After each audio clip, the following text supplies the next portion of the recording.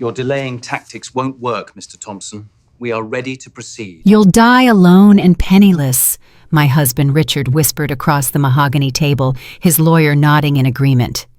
His mistress Vanessa sat in the gallery behind him, her diamond bracelet catching the fluorescent courtroom lights as she blew him a kiss. My mother-in-law Patricia dabbed her eyes with a monogrammed handkerchief, playing the role of the grieving matriarch whose son had been trapped by a gold-digging nobody for 15 years. What they didn't know was that I had spent the last 6 months building a case that would destroy everything they thought they'd won. I sat perfectly still in my plain navy dress, from Target hands folded in my lap like the helpless wife they expected me to be, and waited for the judge to read my letter. The wooden chair felt hard beneath me, but I didn't shift or fidget. I had learned over the years how to make myself small, invisible, exactly what Richard wanted. The courtroom smelled of old wood and recycled air, that distinctive scent of places where lives get decided by strangers in black robes. Judge Morrison sat at her bench reviewing documents, her reading glasses perched on her nose, gray hair pulled back in a neat bun. She had a reputation for being fair, but tough, the kind of judge who didn't tolerate games or manipulation.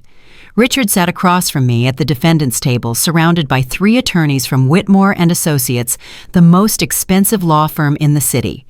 They had briefcases full of documents, expertly crafted arguments, and 15 years of precedent on their side. My lawyer, Mr. Chen, sat beside me with a single thin folder. He looked nervous, which was exactly what we wanted them to think. "Your Honor," began Richard's lead counsel, Marcus Whitmore himself, a silver-haired man in a suit that probably cost more than my monthly allowance. "This is a straightforward case of a dependent spouse seeking an unreasonable settlement. Mrs. Catherine Morrison has no employment history, no marketable skills, and no financial contributions to this marriage. My client has been more than generous in offering a modest monthly stipend." I watched Richard as Whitmore spoke. My husband looked confident, relaxed even in his tailored charcoal suit. At 42, he was still handsome in that polished way that came from expensive haircuts and dermatologist appointments. He had the kind of smile that made people trust him, the kind of voice that convinced investors to hand over millions.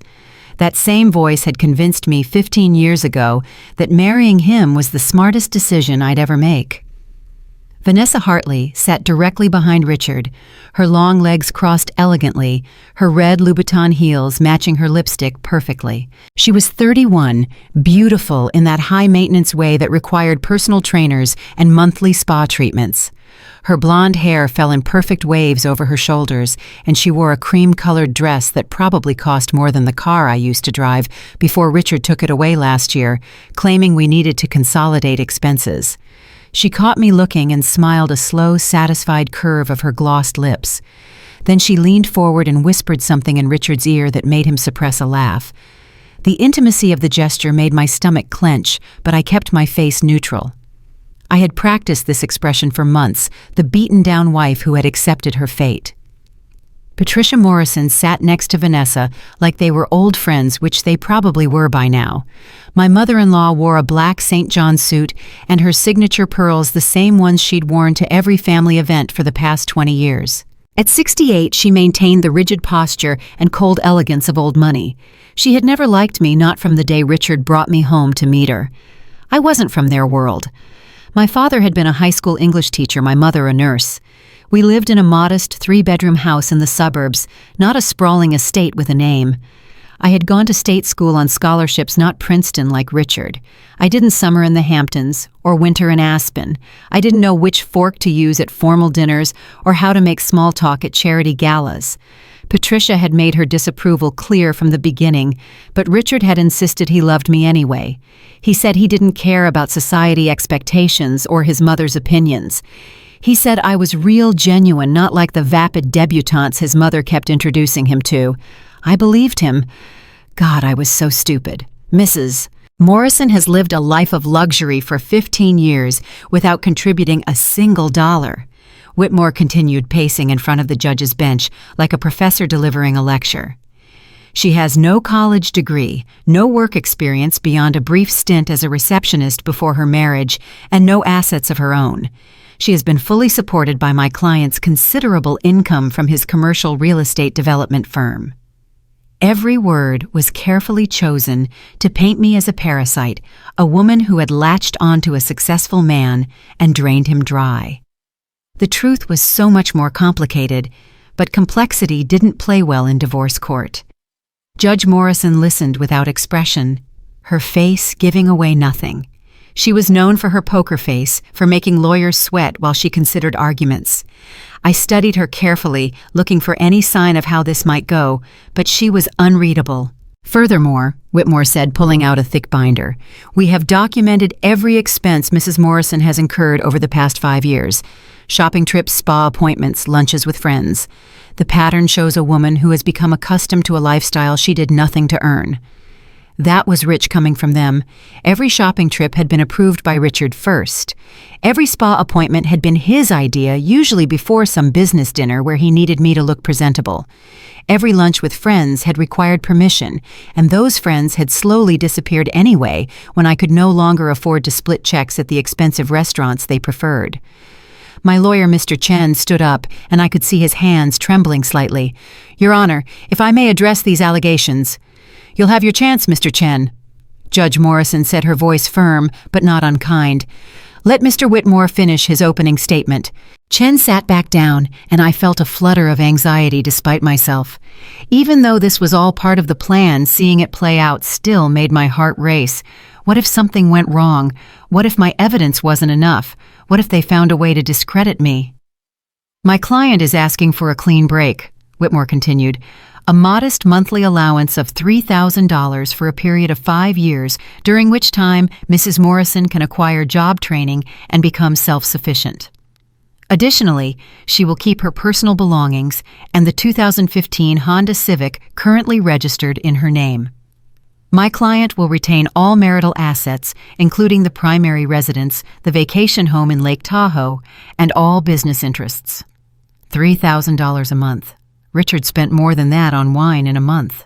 The Lake Tahoe house alone was worth $2 million, a house I had helped decorate, where I had spent countless weekends hosting his business associates and their wives, playing the perfect hostess while he made deals on the golf course.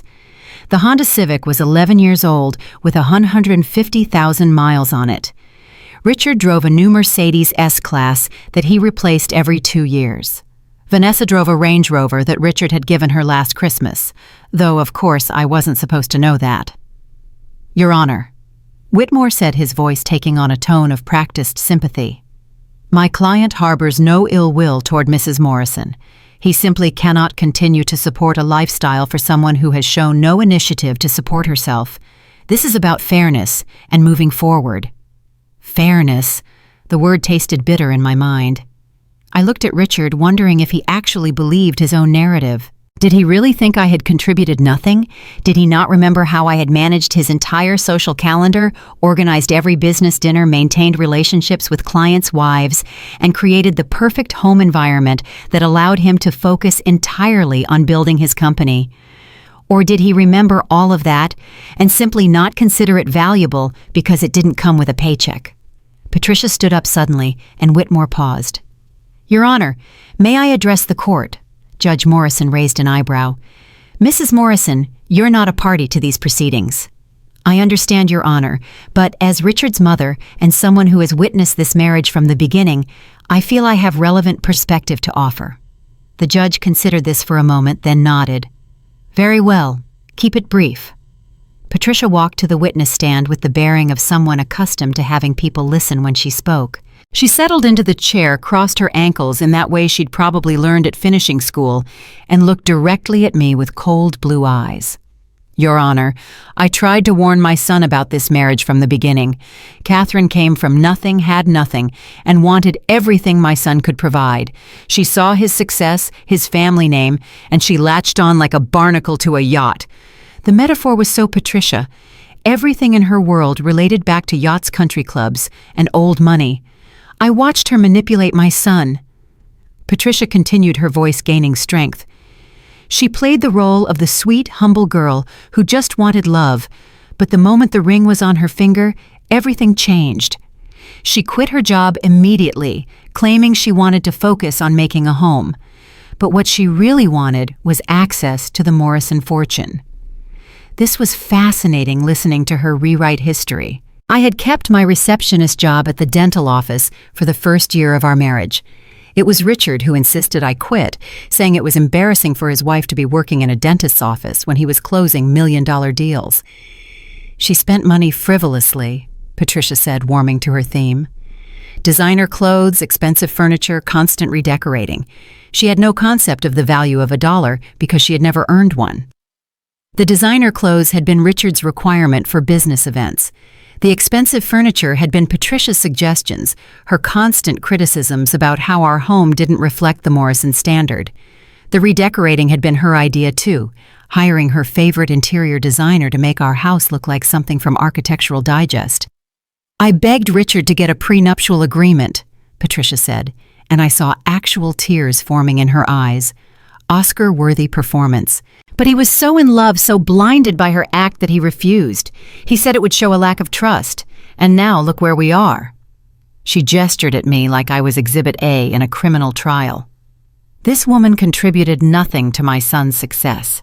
She was a burden, a drain on his resources and his emotional energy. She has no skills, no education worth mentioning, no ability to support herself. The idea that she deserves half of what my son has built through his own hard work and brilliance is absolutely absurd. Judge Morrison's expression didn't change, but I saw her pen move across her notepad. She was taking notes which could be good or bad. Mrs. Morrison, the judge said, do you have personal knowledge of the financial arrangements in your son's marriage? I do, Your Honor. Richard confided in me throughout the marriage about the financial strain Catherine was causing. The credit card bills, the constant requests for more money, the complete lack of financial responsibility. More lies. Richard had controlled every penny I spent. I had a credit card with a $5,000 limit for household expenses, and he reviewed every charge. When I went over budget, which happened because he set unrealistically low limits, he would lecture me for hours about fiscal responsibility. And you're aware of your son's relationship with Ms. Hartley? Judge Morrison asked, glancing at Vanessa. Patricia didn't miss a beat. I'm aware that my son has found companionship with a woman who understands his world, his responsibilities, and his needs. Vanessa comes from a good family. She has her own successful career as an interior designer. She doesn't need Richard's money. She has her own. That was technically true. Vanessa did have her own interior design business, one that had miraculously started receiving contracts from all of Richard's business associates shortly after their affair began. Funny how that worked. She makes my son happy in a way Catherine never could, Patricia said, her voice softening. She understands the demands of his career, the social obligations, the need for a partner who can hold her own in his world. I had held my own in his world for 15 years. I had smiled at boring cocktail parties, made small talk with pompous executives, and played tennis at the country club, even though I hated it. I had learned which wines to serve with, which courses memorized the names and preferences of every important client, and turned our home into a showplace for entertaining. But none of that mattered because I had come from the wrong zip code. Thank you, Mrs. Morrison, Judge Morrison said. You may step down. Patricia returned to her seat next to Vanessa, who reached over to squeeze her hand supportively. They had bonded over their shared project of removing me from Richard's life. Mr. Whitmore, do you have additional witnesses? The judge asked. Yes, Your Honor. I'd like to call Mr. Richard Morrison to the stand. Richard stood up, buttoning his suit jacket with practiced ease. He walked to the witness stand with confidence, placed his hand on the Bible, and swore to tell the truth. I wondered if he felt any irony in that moment. Mr. Morrison, Whitmore began, please describe your relationship with your wife over the course of your marriage. Richard settled into the chair, looking directly at the judge with earnest eyes. Your Honor, I loved Catherine deeply when we married. She seemed different from other women I dated, more genuine, less concerned with material things. I thought we would build a life together based on partnership and mutual support. His voice carried just the right amount of regret, like a man mourning a dream that died. What changed? Whitmore prompted. Almost immediately after the wedding, Catherine's true priorities became clear. She quit her job without discussing it with me. She started spending money freely redecorating the house we'd just moved into, buying expensive clothes and accessories. When I tried to discuss budgeting, she would become defensive or burst into tears. I wanted to laugh. He had begged me to quit my job. He had insisted on the redecorating. And I had cried because his idea of discussing budgeting was screaming at me for buying groceries at Whole Foods instead of the regular supermarket. "Did you attempt to save the marriage?" Whitmore asked. "I tried everything," Richard said, and he actually sounded sincere. "I suggested marriage counseling multiple times, but Catherine refused. She said there was nothing wrong with our marriage except my controlling behavior. I tried to involve her in my business to help her understand the financial pressures I was under, but she showed no interest." The marriage counseling suggestion had come exactly once 2 years ago, after I caught him texting Vanessa at midnight. He'd said we needed to work on our communication, by which he meant I needed to stop asking questions about where he was and who he was with. As for involving me in his business, he had explicitly forbidden me from asking about work. He said he needed our home to be a sanctuary from the stresses of the office. "When did you realize the marriage was over?" Whitmore asked. Richard paused, as if the memory pained him. "About a year ago, I came home early from a business trip and found Catherine had thrown a party at our house without telling me. There were people I didn't know drinking our wine using our pool. When I asked her about it, she said I was being controlling and that she was entitled to have friends over. This was my favorite lie so far. The party had been 3 women from my old book club coming over for wine and cheese. We'd sat on the patio for 2 hours discussing a novel. Richard had come home, seen cars in the driveway, and gone ballistic. He'd ordered my friends to leave, then spent the evening telling me how I'd embarrassed him and violated his trust. That's when I realized we wanted completely different things from life," Richard continued. "I wanted a partner, someone who would support my career and share my values. Catherine wanted a meal ticket and a nice house to show off to her friends." "And Ms. Hartley?" Whitmore asked. "When did that relationship begin?" "Vanessa and I met through business about 8 months ago. My mother recommended her firm for a redesign project at one of my commercial properties. We worked together professionally, and I found her perspective refreshing. She understood the demands of running a business, the stress of managing multiple projects. Our relationship evolved naturally. Naturally. That was one way to describe secret hotel meetings and expensive gifts charged to credit cards I wasn't supposed to know about. "Did you maintain your commitment to your marriage while developing this relationship?" Whitmore asked, setting up the answer they'd rehearsed. "I did not pursue anything romantic with Vanessa until after I had decided my marriage to Catherine was over. I met with divorce attorneys and began the separation process before our relationship became intimate." Complete fiction. I had proof they'd been sleeping together for at least 10 months long before Richard had mentioned divorce. But this was his story, carefully crafted to make him look like the honorable man who had tried to save his marriage before moving on. "What are you asking for in this divorce?" Whitmore asked. Richard looked directly at me for the first time since he'd taken the stand. "I want Catherine to be able to start fresh. The monthly allowance I'm offering is generous enough for her to get job training, find employment, and build an independent life. She'll have her car and her personal belongings. I'm asking to keep the assets I built through my own business acumen and hard work." He made it sound so reasonable, so fair. A fresh start. Independence. Freedom. What he really meant was that I'd be scraping by on $3,000 a month while he lived in our $4 million house, with Vanessa taking vacations to Europe and buying her jewelry that cost more than most people's annual salary. "No further questions, Your Honor," Whitmore said, returning to his seat with a satisfied expression. Judge Morrison looked at Mr. Chen. "Your witness, counselor." Chen stood up, and I could see him sweating despite the air conditioning. "Mr. Morrison, you testified that your wife quit her job immediately after your marriage. Is that accurate?" "Yes," Richard said confidently. "So she didn't continue working at Dr. Palmer's dental office for another 13 months. Richard's confidence faltered slightly. "I may have misremembered the exact timeline." And you stated she redecorated your house without consultation. Did you not hire Pemberton Interiors at your mother's recommendation to completely redesign the house in your second year of marriage? That was a joint decision, Richard said. A joint decision that cost $340,000 according to these receipts, Chen said, holding up documents. Paid from your business account, not from any household budget you claim your wife mismanaged. Whitmore stood up. Objection, Your Honor. The source of funds for home improvements isn't relevant to Mrs. Morrison's current financial dependency. It's relevant to establishing the pattern of financial control. Morrison exercised throughout the marriage, Chen countered. I'll allow it, Judge Morrison said. Continue, Mr. Chen. Chen had maybe 30 minutes of cross-examination prepared, poking small holes in Richard's testimony, but we both knew it wasn't enough. The facts were still stacked against me. No income, no assets, no apparent contributions to the marriage.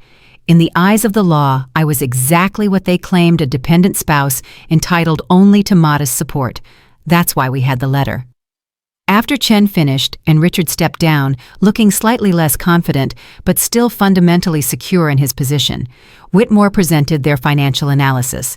Charts showing Richard's income growth over 15 years, graphs demonstrating my lack of economic contribution projections of what I would need to live modestly while getting job training. It was all very thorough, very professional, very damning. Vanessa watched the proceedings with barely concealed triumph. A few times she whispered to Patricia, and they both smiled. They thought this was over. They thought they'd won. Patricia had actually brought her phone out and was texting, probably making plans for redecorating the house once I was finally gone. She didn't even try to hide it, her manicured fingers flying across the screen. Then Mr. Chen stood up one more time. His hands were shaking, but his voice was steady. Your Honor, before you make your ruling, I have one final piece of evidence to submit on behalf of my client. He reached into his thin folder and pulled out a white envelope. Just one envelope, nothing dramatic or imposing. Whitmore looked confused. They'd been through all the discovery, all the document exchanges. There wasn't supposed to be any new evidence. What is this, Mr. Chen? Judge Morrison asked. It's a letter from Mrs. Morrison to the court, Your Honor. A personal statement she's prepared explaining her position. Whitmore was on his feet immediately. Your Honor, we were not informed of any additional evidence. This is highly irregular. It's not evidence in the traditional sense, Chen explained. It's a personal statement which is within Mrs. Morrison's rights to submit. Judge Morrison considered this. I'll allow it. Hand it up. Chen walked the envelope to the bench. Judge Morrison opened it carefully and began to read. The courtroom fell absolutely silent. I could hear the clock on the wall ticking, the rustle of papers, as Whitmore whispered urgently with his associates, the soft tap of Patricia's fingers, still texting on her phone. Richard was staring at me now, trying to figure out what I'd written. His expression showed concern, but not yet fear. He still thought I was the helpless woman he'd spent 15 years breaking down. Vanessa had stopped smiling. She leaned forward slightly, her perfect posture finally cracking as she tried to see what was happening at the judge's bench. Judge Morrison read slowly, her expression neutral at first. Then something changed. Her eyebrows rose slightly. She read more quickly, turning pages, her eyes moving faster across the text. Then she did something I hadn't expected. She started to laugh. Not a polite chuckle or a brief smile, but actual laughter that started deep and grew until she had to stop reading and remove her glasses. She laughed until tears formed in her eyes, and she had to reach for a tissue from the box on her bench. "Oh my God," she said, her voice carrying clearly in the silent courtroom. "Oh my God, this is magnificent." Whitmore's face went pale. Richard half stood from his chair, then sat back down. Patricia's phone clattered to the floor as she stared at the judge in confusion. Vanessa's mouth opened slightly, her perfect lipstick suddenly looking garish against her shocked expression. Judge Morrison composed herself, wiping her eyes and putting her glasses back on. She looked at Richard with an expression I couldn't quite read, somewhere between amusement and disgust. "Mr. Morrison," she said, and her voice had lost all professional neutrality. "Mr. Morrison, you are either the most arrogant man I've ever encountered in my courtroom or the most foolish, possibly both." "Your Honor, I don't understand," Richard began. "Oh, you will," Judge Morrison said. She held up the letter. Mr. Whitmore, did you conduct any background investigation on Mrs. Morrison beyond her employment history and spending habits? Whitmore looked confused. Your Honor, we conducted thorough discovery. We have complete financial records showing what you thought you needed to show, the judge interrupted. Did you investigate Mrs. Morrison's family background, her education, her assets held independently of this marriage? The question hung in the air like a bomb waiting to explode. We established that Mrs. Morrison has no college degree and no independent assets, Whitmore said slowly, but I could hear uncertainty creeping into his voice. No college degree, Judge Morrison repeated. That's interesting because according to this letter, Mrs. Morrison has a bachelor's degree in business administration from UCLA and a master's degree in finance from Stanford, both earned before her marriage. She graduated summa cum laude from UCLA and was in the top 5% of her class at Stanford. The courtroom erupted. Whitmore started shouting objections. Richard's face went from pale to red. Patricia actually shrieked. Vanessa just sat there frozen, her perfect facade finally cracking completely. That's impossible, Richard shouted. Catherine never went to college. She was a receptionist. She was a receptionist at a dental office while completing her MBA, Judge Morrison said, reading from my letter. A job she took specifically to observe how small businesses manage their finances. It was part of her graduate research. I sat perfectly still, hands folded in my lap, watching my husband's world collapse. Furthermore, the judge continued, and I could tell she was enjoying this, Mrs. Morrison has significant assets held in her maiden name, assets she acquired before the marriage through a trust established by her late grandfather. Assets that include, but are not limited to, commercial real estate holdings, stock portfolios, and business investments currently valued at approximately $47 million. The number hit the room like a physical force. $47 million. Richard actually staggered backward, gripping the table for support. Patricia's hand was over her mouth. Vanessa looked like she might be sick. Your Honor, this is preposterous, Whitmore managed. If Mrs. Morrison had such assets, they would have been disclosed during discovery. Not if they were held in a blind trust under her maiden name with management handled by a separate financial firm, Judge Morrison said. Mrs. Morrison had no legal obligation to disclose assets that predated the marriage and were never commingled with marital property. She looked directly at me, and I saw something like respect in her eyes. Mrs. Morrison, she said, did you have a prenuptial agreement that would have addressed these assets? No, Your Honor, I said quietly. My husband refused to sign one. He said it showed a lack of trust. The irony was so perfect I almost smiled. So let me make sure I understand the situation, Judge Morrison said, addressing Richard now. You married a woman worth $47 million. She supported your business ventures, managed your social obligations, and created the perfect home environment for your career. And now you're asking this court to award her $3,000 a month in spousal support while you keep the $4 million house and the Lake Tahoe property. Richard opened his mouth, but no sound came out. Your Honor, Whitmore tried again. Even if Mrs. Morrison does have independent wealth, that doesn't change the fact that she made no financial contributions to this marriage. No financial contributions. Judge Morrison's voice could have cut glass. According to this letter, Mrs. Morrison's trust made several strategic investments in Mr. Morrison's real estate development company, investments totaling approximately $12 million over the course of the marriage. Richard's face went from red to gray. Investments made through intermediary corporations, so Mr. Morrison wouldn't know the source of the capital, the judge continued. Investments that, according to financial analysis submitted with this letter, saved Mr. Morrison's company from bankruptcy on at least 3 separate occasions. I watched Richard's mind work, watched him remember the mysterious investors who had appeared at critical moments offering capital when banks wouldn't. The Meridian Fund, Cascade Investments, Pacific Trust Holdings, all of them shells controlled by my trust. So not only did Mrs. Morrison contribute to this marriage, Judge Morrison said, she essentially financed her husband's entire career without his knowledge, while he criticized her for not having a job and controlled her spending with a $5,000 monthly allowance. This is slander, Patricia shouted from her seat. My son built his business on his own merits. Mrs. Morrison, sit down and be quiet, or I'll have you removed from my courtroom, the judge snapped. Patricia sat, but her face was purple with rage.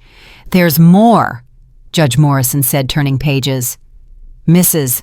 Morrison has documentation that her husband has been conducting an affair with Ms. Hartley for approximately 14 months. Vanessa made a small sound of distress.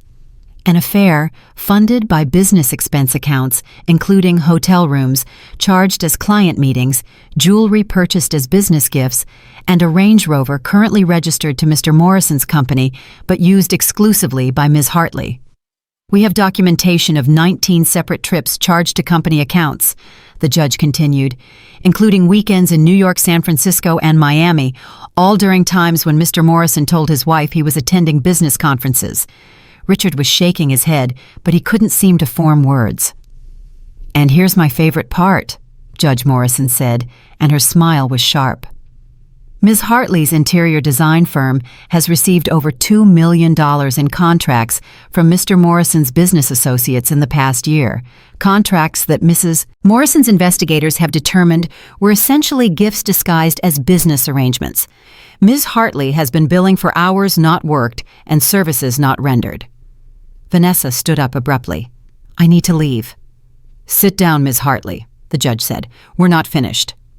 Vanessa sat, and I could see tears starting to run down her face, ruining her makeup. Your Honor, Whitmore said desperately, I need time to review this information to verify these claims. Oh, the claims are verified, Judge Morrison said. I took the liberty of having my clerk contact the relevant institutions this morning. Stanford confirmed Mrs. Morrison's graduate degree. The trust documents are legitimate and on file with the California Department of Financial Protection. The investment records are all properly documented. She set down the letter and looked at everyone in the courtroom. This is quite possibly the most spectacular act of self-sabotage I've witnessed in 20 years on the bench, she said.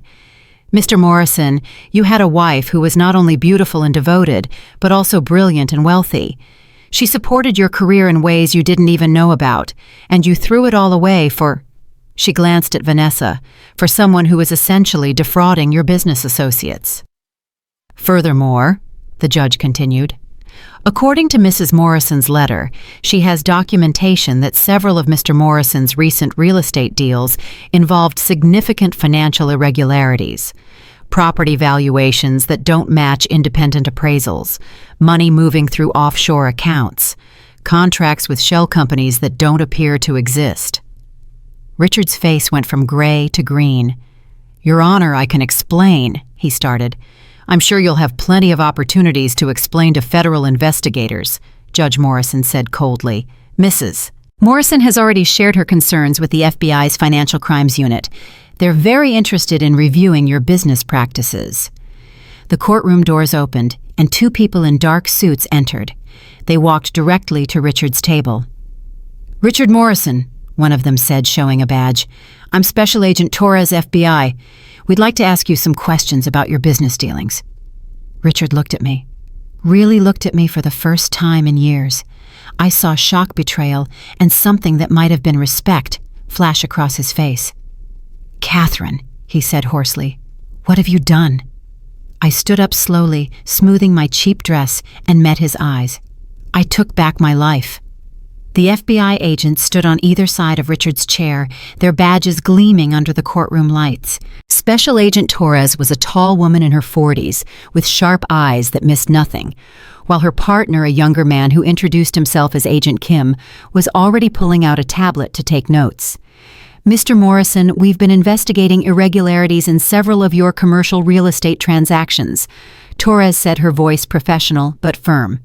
We have some questions about the Riverside Plaza development, the Harbor Point acquisition, and the Carson Street project.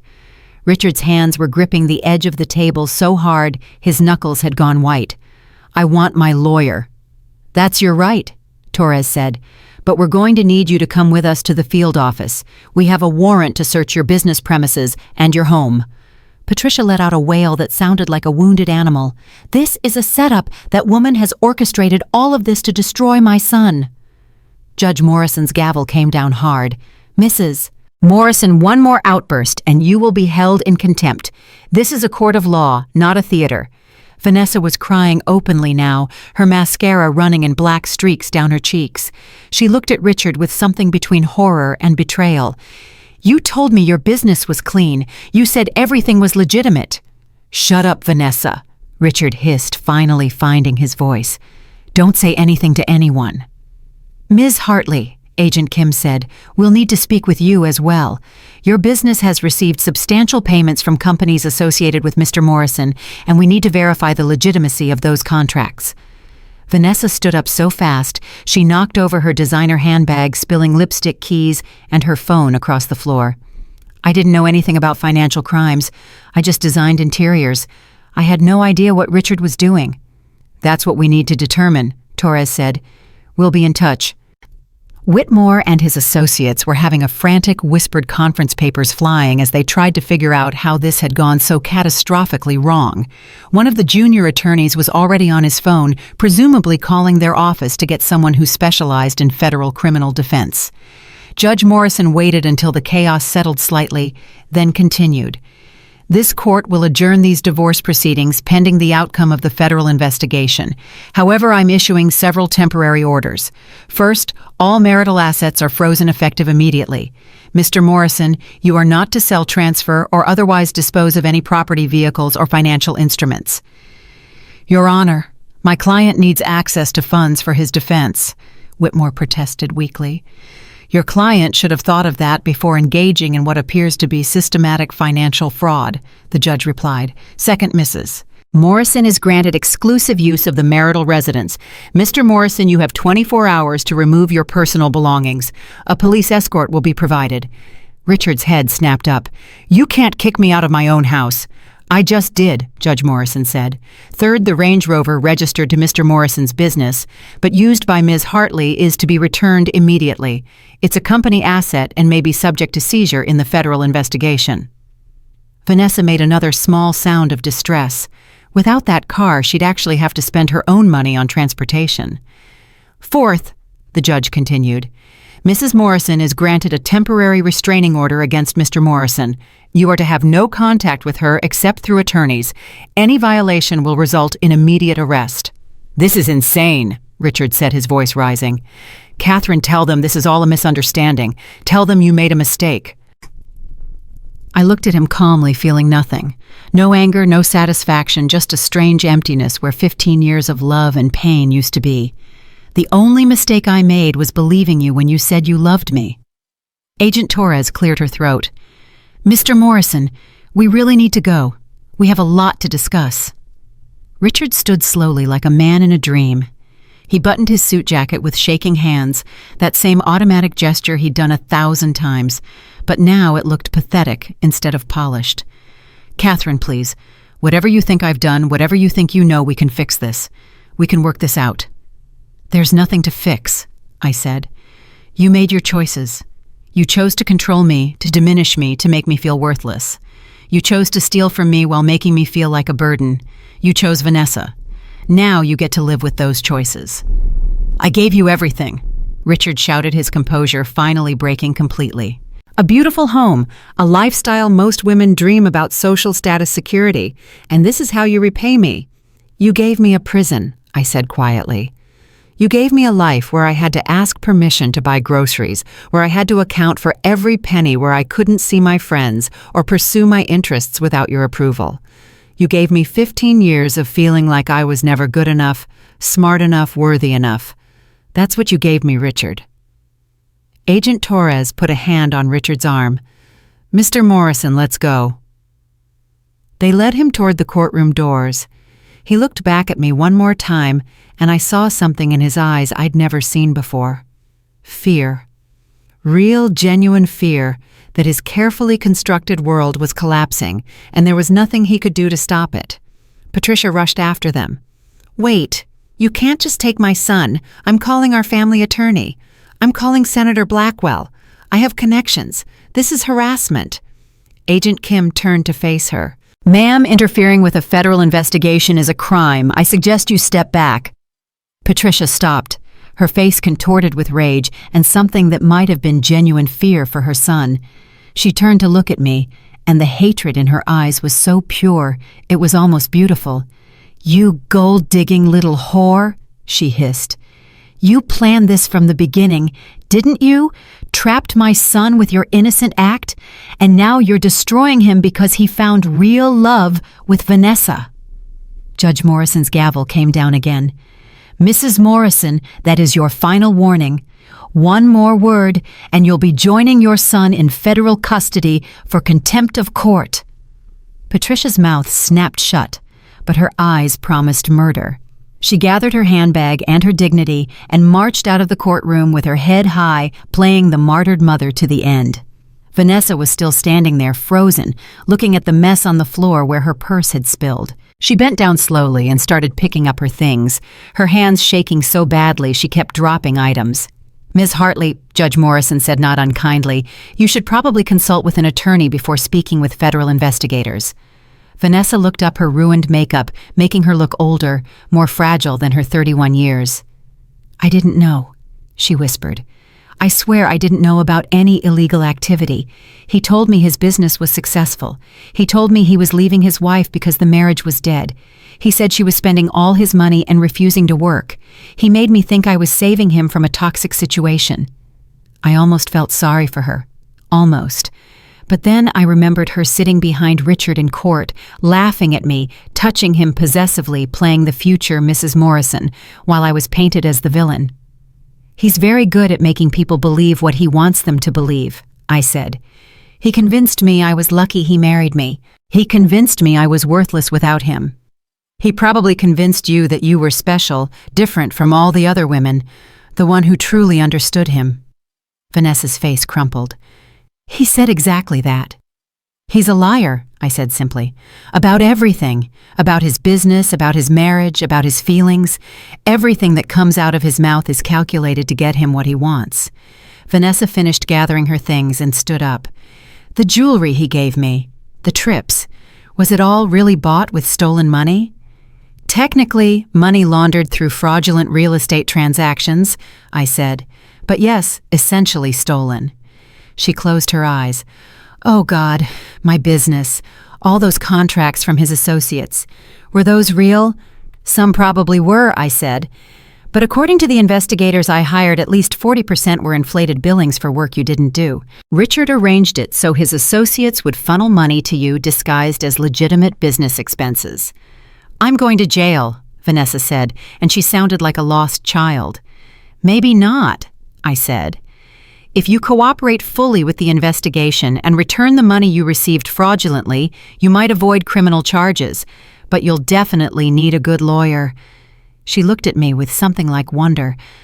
"Why are you telling me this? I slept with your husband. I helped destroy your marriage. You should want me to suffer." I considered that. She was right. 6 months ago, if someone had told me I'd one day be giving Vanessa Hartley advice on how to avoid federal prison, I would have laughed. But standing there in that courtroom, watching her cry over spilled lipstick and broken dreams, I realized I didn't hate her anymore. "Richard destroyed our marriage," I said. "You were just the weapon he used. He would have found someone else if not you. And honestly, Vanessa, you didn't get away with anything. You fell in love with a lie. You built your future on sand. That's its own punishment." She wiped her eyes, smearing mascara further. "I really thought he loved me." "He loves himself," I said. "That's all Richard has ever been capable of loving." Vanessa walked out of the courtroom with her shoulders hunched no longer, the confident woman in designer heels, but just another person who'd made terrible choices and had to live with the consequences. After everyone left, the courtroom felt strangely peaceful. Just me, Mr. Chen, and Judge Morrison remained. The judge was organizing papers on her bench, but she was smiling slightly. "Mrs. Morrison," she said, "in 20 years on this bench, I've never seen anything quite like what just happened. That letter was masterful." "Thank you, Your Honor," I said. "How long did it take you to gather all that evidence?" 6 months of active investigation," I said. But really, I'd been documenting things for years without realizing it. Every time Richard lied about where he was going, every unexplained expense, every contradiction in his stories. I kept notes, saved receipts, took screenshots of text messages. At first, it was just confusion trying to understand why my husband seemed to be living a different life. But when I finally accepted he was having an affair, I realized all that documentation was valuable. Judge Morrison nodded. And the trust fund, the education, that was all real. Every word, I said. My grandfather made his fortune in commercial shipping. When he died, he left substantial trusts for his grandchildren. Mine was set up so I couldn't access the principal until I was 30, but the investment income went into separate accounts managed by trustees. I never told Richard because, honestly, I wanted him to marry me, not for money. That backfired spectacularly, Chen said dryly. I laughed and it felt good. It really did. I thought I was protecting our relationship by keeping the money secret. I thought if Richard didn't know I was wealthy, he'd value me for who I was. Instead, he spent 15 years treating me like a financial burden while secretly using my money to build his business. How did you figure out he was using your trust's investments? Judge Morrison asked. I did not for years, I admitted. The trust documents showed various investments in commercial real estate, but they were listed by corporate names. It wasn't until I started investigating Richard's business that I recognized some of the property addresses. That's when I realized the Meridian Fund that saved his company in 2019 was actually my trust. Same with Cascade Investments in 2021 and Pacific Trust Holdings last year. Your trustees were investing in your husband's company without telling you, Chen asked. They were investing in promising commercial real estate opportunities, I said. Richard's company did good work, honestly. The developments were solid. The trustees had no idea they were funding my husband's business. It was just coincidence, or maybe irony. The universe's idea of a joke. Judge Morrison shook her head. So you essentially financed your own husband's career while he gave you a $5,000 monthly allowance and made you feel like a charity case. That's about the size of it, I said. What made you finally decide to fight back? The judge asked. I thought about that question. When exactly had I stopped being the victim and started being the investigator? I found a receipt in his pocket for a dinner at Chez Laurent. It was dated a Tuesday night when he told me he was working late. The bill was $400 for 2 people, including champagne and dessert. My monthly allowance was $5,000, and I had to account for every penny. But he spent $400 on one meal with his mistress without thinking twice. That was your breaking point, Chen asked. A receipt. It wasn't the money, I said. It was the lie, and the realization that he'd been lying about everything for so long that he didn't even try to hide the evidence anymore. He didn't respect me enough to be careful. That's when I knew I wasn't his wife. I was just a prop in his life, and he didn't even value me enough to maintain the illusion properly. So you started investigating, Judge Morrison said. I followed him, I said. I bought a cheap car with cash from my trust, one he wouldn't recognize, and I followed him for weeks. I watched him meet Vanessa at hotels, take her shopping, kiss her in parking garages. I took pictures of everything. And then I started looking into his business, and that's when things got interesting. The financial irregularities, Chen said. At first I just wanted to understand his assets for the divorce, I explained. But the more I dug, the more inconsistencies I found. Property valuations that didn't match market rates, money moving through shell companies in the Cayman Islands, contracts with vendors that didn't seem to exist. So I hired forensic accountants, and they found enough red flags to write a book. And you took it to the FBI, Judge Morrison said. Not immediately, I said. First, I consulted with several attorneys about the divorce. They all told me the same thing: as a dependent spouse with no income, I'd be lucky to get a few thousand a month in alimony. Richard would keep everything. So I realized I had 2 choices. I could accept that outcome and walk away with almost nothing, or I could use the information I'd gathered to level the playing field. By revealing his crimes, Chen said. By revealing the truth, I corrected. I didn't make Richard commit fraud. I didn't force him to launder money or cook his books. I just documented what he was already doing and shared that information with the appropriate authorities. And waited until the perfect moment to spring the trap, Judge Morrison said with obvious admiration. I wanted him to feel secure, I admitted. I wanted him to think he'd won, that he'd successfully painted me as the useless wife who deserved nothing. I wanted Vanessa and Patricia here celebrating their victory, because the higher they climbed, the harder they'd fall. Judge Morrison studied me for a long moment. "You're not at all what you appeared to be." "None of us are," I said. "Richard thought I was weak because I let him control me. But I chose to let him control me. I could have left at any time. I could have used my trust fund to hire the best attorneys in the country and buried him in litigation. But I wanted to understand who he really was first. I wanted to know the full truth before I made my move." "That took remarkable patience," Chen said. "It took 15 years, I said quietly. 15 years of being told I was worthless, of having to ask permission for everything, of watching my husband build a life with another woman while spending my money. But I learned something valuable during that time. I learned that patience is a weapon. Knowledge is a weapon. And being underestimated is the best weapon of all." Judge Morrison smiled. "I have a feeling Mr. Morrison is going to regret underestimating you for the rest of his life." "That's the idea," I said. We spent the next hour going over the logistics. Chen would coordinate with the FBI to make sure my documentation was properly submitted.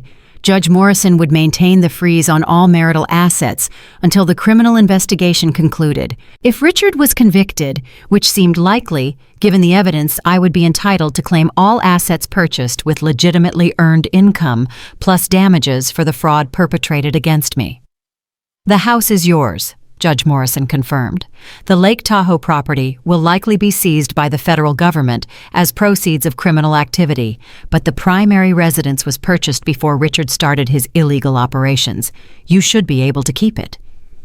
"I don't want it," I said. "Too many bad memories. I'll sell it and buy something new, something that's just mine." As we prepared to leave, Judge Morrison called me back. "Mrs. Morrison, can I ask you something off the record?" "Of course, Your Honor." "Why didn't you leave sooner? You had the money to disappear, to start over anywhere in the world. Why stay with a man who treated you so badly?" I'd been asking myself that same question for months, because I wanted to believe the man I married was real. I wanted to believe that somewhere underneath the controlling behavior and the lies, there was still the Richard who brought me flowers and called me his best friend. I kept waiting for that man to come back. "But he never existed," the judge said gently. "No," I agreed. "He never existed. Richard has always been exactly who he is, now a man who sees people as tools to be used and discarded when they're no longer valuable. I just didn't want to see it. And now I see everything clearly," I said, "and I'm done being a tool." Chen and I left the courthouse through a side exit to avoid reporters. News of Richard's arrest had already spread, and there were camera crews setting up on the front steps. By tomorrow, this would be all over the local news. Prominent businessman arrested on federal fraud charges. Divorce trial ends in spectacular collapse. The wife no one suspected turns out to be worth tens of millions. "How do you feel?" Chen asked as we walked to the parking garage. "Tired," I admitted, "and weirdly empty. I thought I'd feel triumphant or satisfied, but mostly I just feel exhausted." "That's normal," Chen said. "You've been running on adrenaline for months. Now that it's over, your body is crashing." "It's not over," I said. "The federal trial will take months, maybe years. Patricia will probably try to fight me for the house. Vanessa might decide to blame everything on me. And I still have to figure out who I am now that I'm not Richard Morrison's wife." "You're Catherine Montgomery," Chen said, using my maiden name. "Summa cum laude from UCLA, top of your class at Stanford, successful investor, and apparently a master strategist. That's who you are." I smiled. "I haven't been Catherine Montgomery in 15 years. I don't even know if I remember how to be her." "You'll figure it out," Chen said, "and you'll have $47 million to help you in the process." We reached my car, the old Honda Civic that Richard had so generously agreed to let me keep in the divorce settlement. Tomorrow I'd trade it in for something better, something fast and expensive and completely impractical, something Richard would hate. "What's your first move?" Chen asked. "Sleep," I said, "for about 3 days straight. Then I'm going to pack up everything in that house that I actually want to keep, which won't take long, and put it all in storage. Then I'm going to travel. I'm going to see all the places Richard never wanted to visit because they weren't prestigious enough or didn't have the right kind of golf courses. Sounds therapeutic, Chen said. And then, I continued, I'm going to figure out what I want to do with my trust. It's been sitting there making money for decades, but I've never really decided what to do with it. Maybe I'll start a foundation. Help other women in situations like mine, women who feel trapped but don't have the resources to escape. That would be fitting, Chen said, using what you learned from this nightmare to help others. Or maybe I'll just buy a vineyard in Tuscany and spend the rest of my life drinking wine and reading books, I said. I've earned the right to be selfish for a while. Chen laughed. Either way, I think you're going to be just fine. I drove home, or what used to be home, through the late afternoon traffic. The house looked the same as always, a beautiful $4 million monument to Richard's success. But now I could see it for what it really was. A showcase, a stage set, designed to impress business associates and social climbers. It had never been a home. It had been a museum where I was just another carefully selected piece of decor. I had 24 hours to pack Richard's things before the police escort arrived. I decided to start immediately. Every minute I could shave off this process was a minute sooner. I could leave this place forever. His closet was a testament to vanity. Dozens of suits arranged by color shirts still in dry cleaning plastic shoes, organized in custom racks. I started pulling things down and throwing them into suitcases. I didn't fold anything or try to pack carefully. He wanted his things fine. He could have them in whatever condition they arrived in. I found the watch I'd given him for our 10th anniversary tucked in a drawer beneath his socks. A Rolex that had cost me $20,000 from my trust. He'd worn it exactly twice before deciding it wasn't quite right for his image. I held it for a moment, remembering how excited I'd been to surprise him, how much I'd hoped he'd love it. Then I put it in a box marked for donation. Let someone else get some use out of it. In his nightstand, I found letters from Vanessa.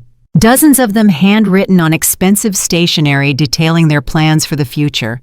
She wrote about the house they'd buy together, the trips they'd take the children they might have. She signed each one, Your V, with a little heart. I almost felt sorry for her again. She'd built an entire fantasy life based on Richard's lies. I also found a small velvet box containing a ring. Not my engagement ring, which I was still wearing out of habit, but a different ring. Larger diamond, more modern setting. The receipt was tucked underneath $35,000 charged to one of Richard's business accounts. An engagement ring for Vanessa bought with embezzled funds hidden in our marital home. The arrogance was almost impressive. I left the ring where it was. The FBI could catalog it with the rest of the evidence. My phone rang around 8 that evening. Unknown number. I almost didn't answer, but curiosity won. Catherine. Patricia's voice was cold enough to freeze helium. We need to talk. I don't think we do, I said. You've destroyed my son's life. You've humiliated our family. You've taken everything we worked for. Richard destroyed his own life, I said calmly. I just documented it. You're a vindictive little nobody who couldn't handle being replaced by a better woman, Patricia hissed. You set this whole thing up because you were jealous. If you're calling to insult me, Patricia, I'm going to hang up now. I've had a long day. I'm calling to warn you, she said. We're going to fight this. I have resources you can't imagine. I have connections in Washington, judges who owe me favors, attorneys who can bury you in paperwork for decades. You think you've won, but you haven't. You've just started a war you can't possibly win. I sat down on the bed, the same bed I'd shared with Richard for 15 years, and felt something shift inside me. The last remnants of the frightened, controlled woman I'd been for so long finally broke apart completely. Patricia, I said, bring your war, spend your resources, call in your favors, hire all the attorneys you want. Because here's what you don't understand. I'm not afraid of you anymore. I'm not afraid of Richard, not afraid of society gossip, not afraid of being alone or poor or judged. I spent 15 years being afraid, and I'm done with it. You arrogant little... I have documentation of every crime Richard committed, I continued. Every fraudulent contract, every laundered dollar, every illegal transaction. I have recordings of him bragging about how easy it was to fool investigators. I have proof he stole from his own clients, overcharged his investors, and pocketed money meant for building improvements. The FBI has all of it now, along with testimony from whistleblowers in his own company. Patricia was silent. So, yes, hire your attorneys, I said. Have them review the evidence. Have them calculate how many years Richard is facing in federal prison. Have them explain to you that all his assets, including the precious family name you're so proud of, are going to be associated with fraud and embezzlement for the rest of time. And then ask yourself if fighting me is really how you want to spend your remaining years. How dare you? I dare because I have nothing left to lose, I said. You can't threaten me with poverty because I have my own money. You can't threaten me with social embarrassment because I never cared about your society friends. You can't threaten me with loneliness because I'd rather be alone than spend another day pretending to respect people like you. I heard her breathing heavy and angry on the other end of the line. Your son is a criminal, I said quietly. He's a liar, a cheat, and a fraud. And you enabled him every step of the way. You encouraged him to treat me like garbage. You introduced him to Vanessa. You helped him plan a future that depended on destroying me. So don't call me looking for sympathy or mercy, Patricia, because I'm fresh out of both. This isn't over, she said, but her voice had lost some of its conviction. Yes, it is, I said. It's over. You just haven't accepted it yet. Goodbye, Patricia. I hung up before she could respond and blocked her number. Then I blocked Richard's number, Vanessa's number, and every other Morrison family contact in my phone. That part of my life was finished. I spent the rest of the evening packing, working methodically through the house, separating my things from Richard's. It was remarkable how little of the house actually belonged to me. A few books, some photographs from before the marriage clothes that Richard hadn't bought for me. Everything else was his or ours, and I wanted none of it. Around midnight, I found myself in Richard's home office, the inner sanctum, where he'd conducted his business and planned his crimes. His computer was already seized by the FBI, but his physical files remained. I opened the filing cabinet and started pulling out folders, not to keep but to catalog what was there.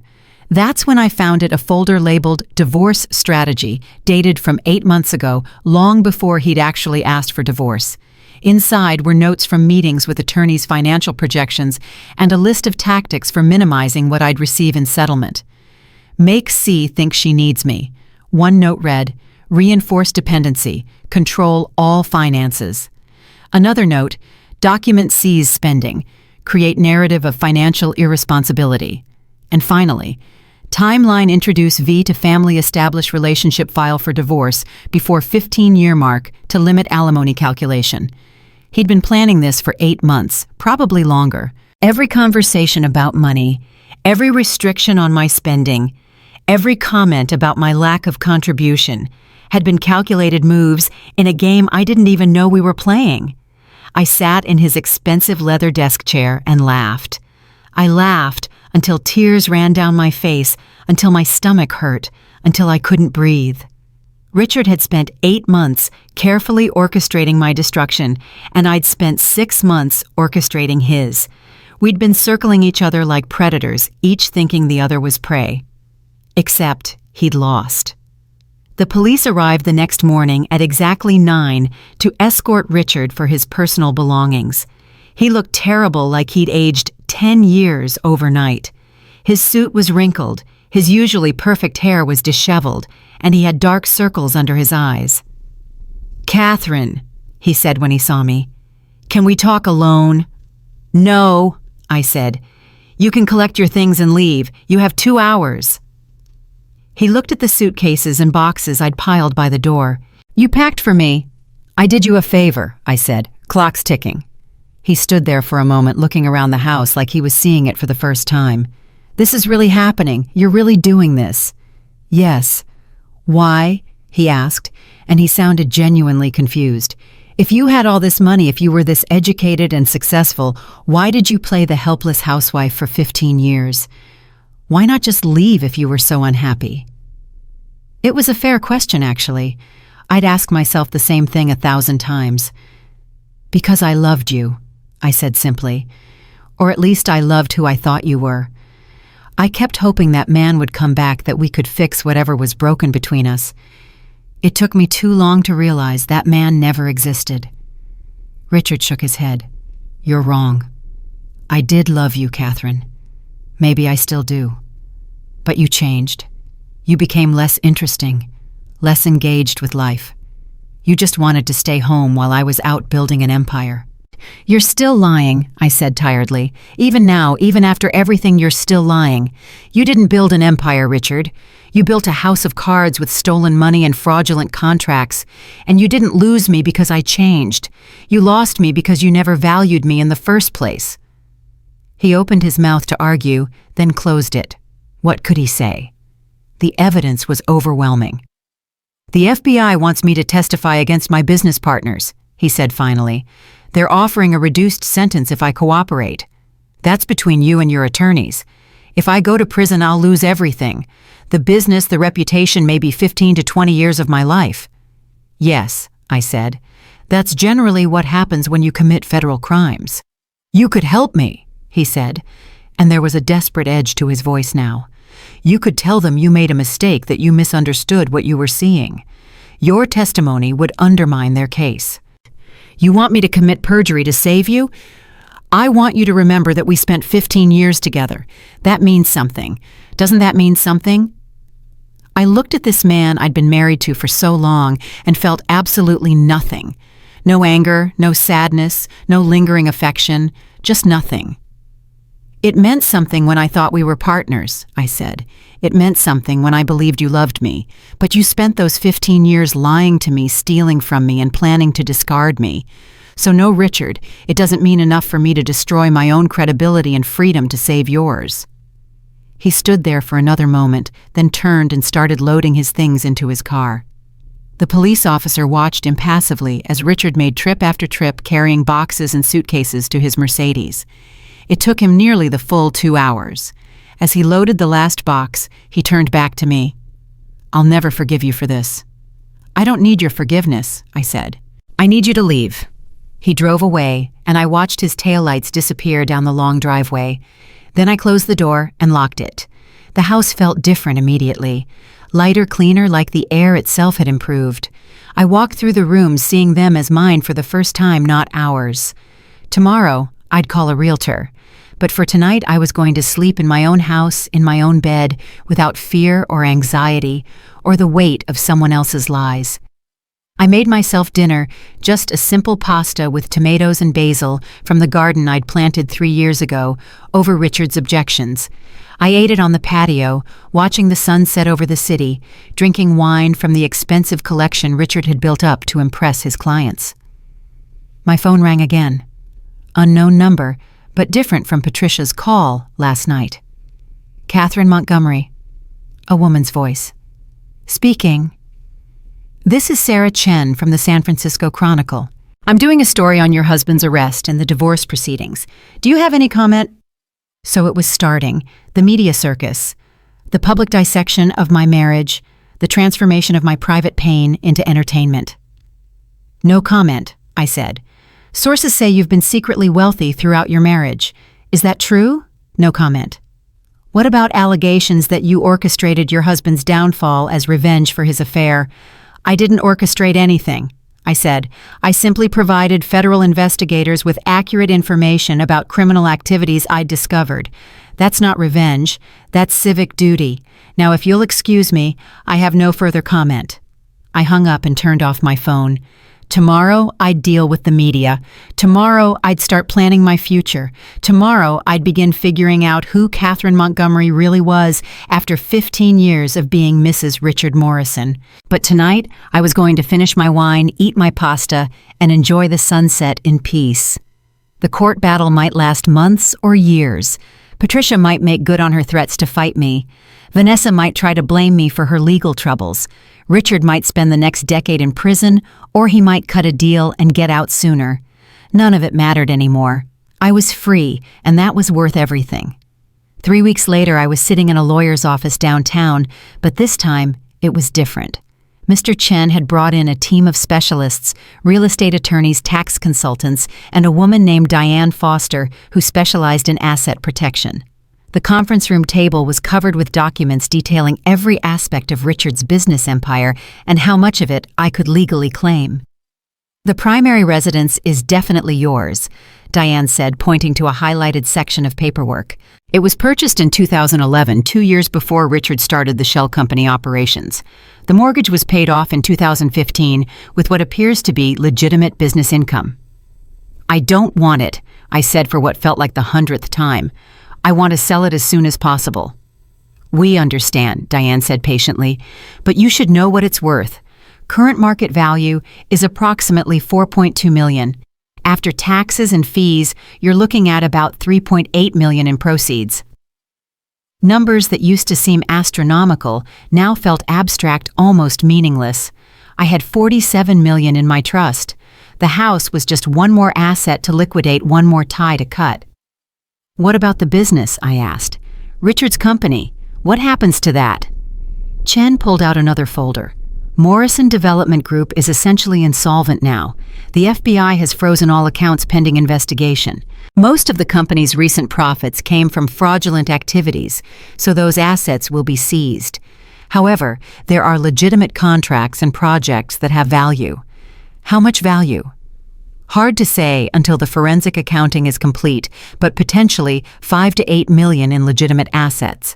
Equipment, intellectual property, ongoing projects that weren't tainted by fraud."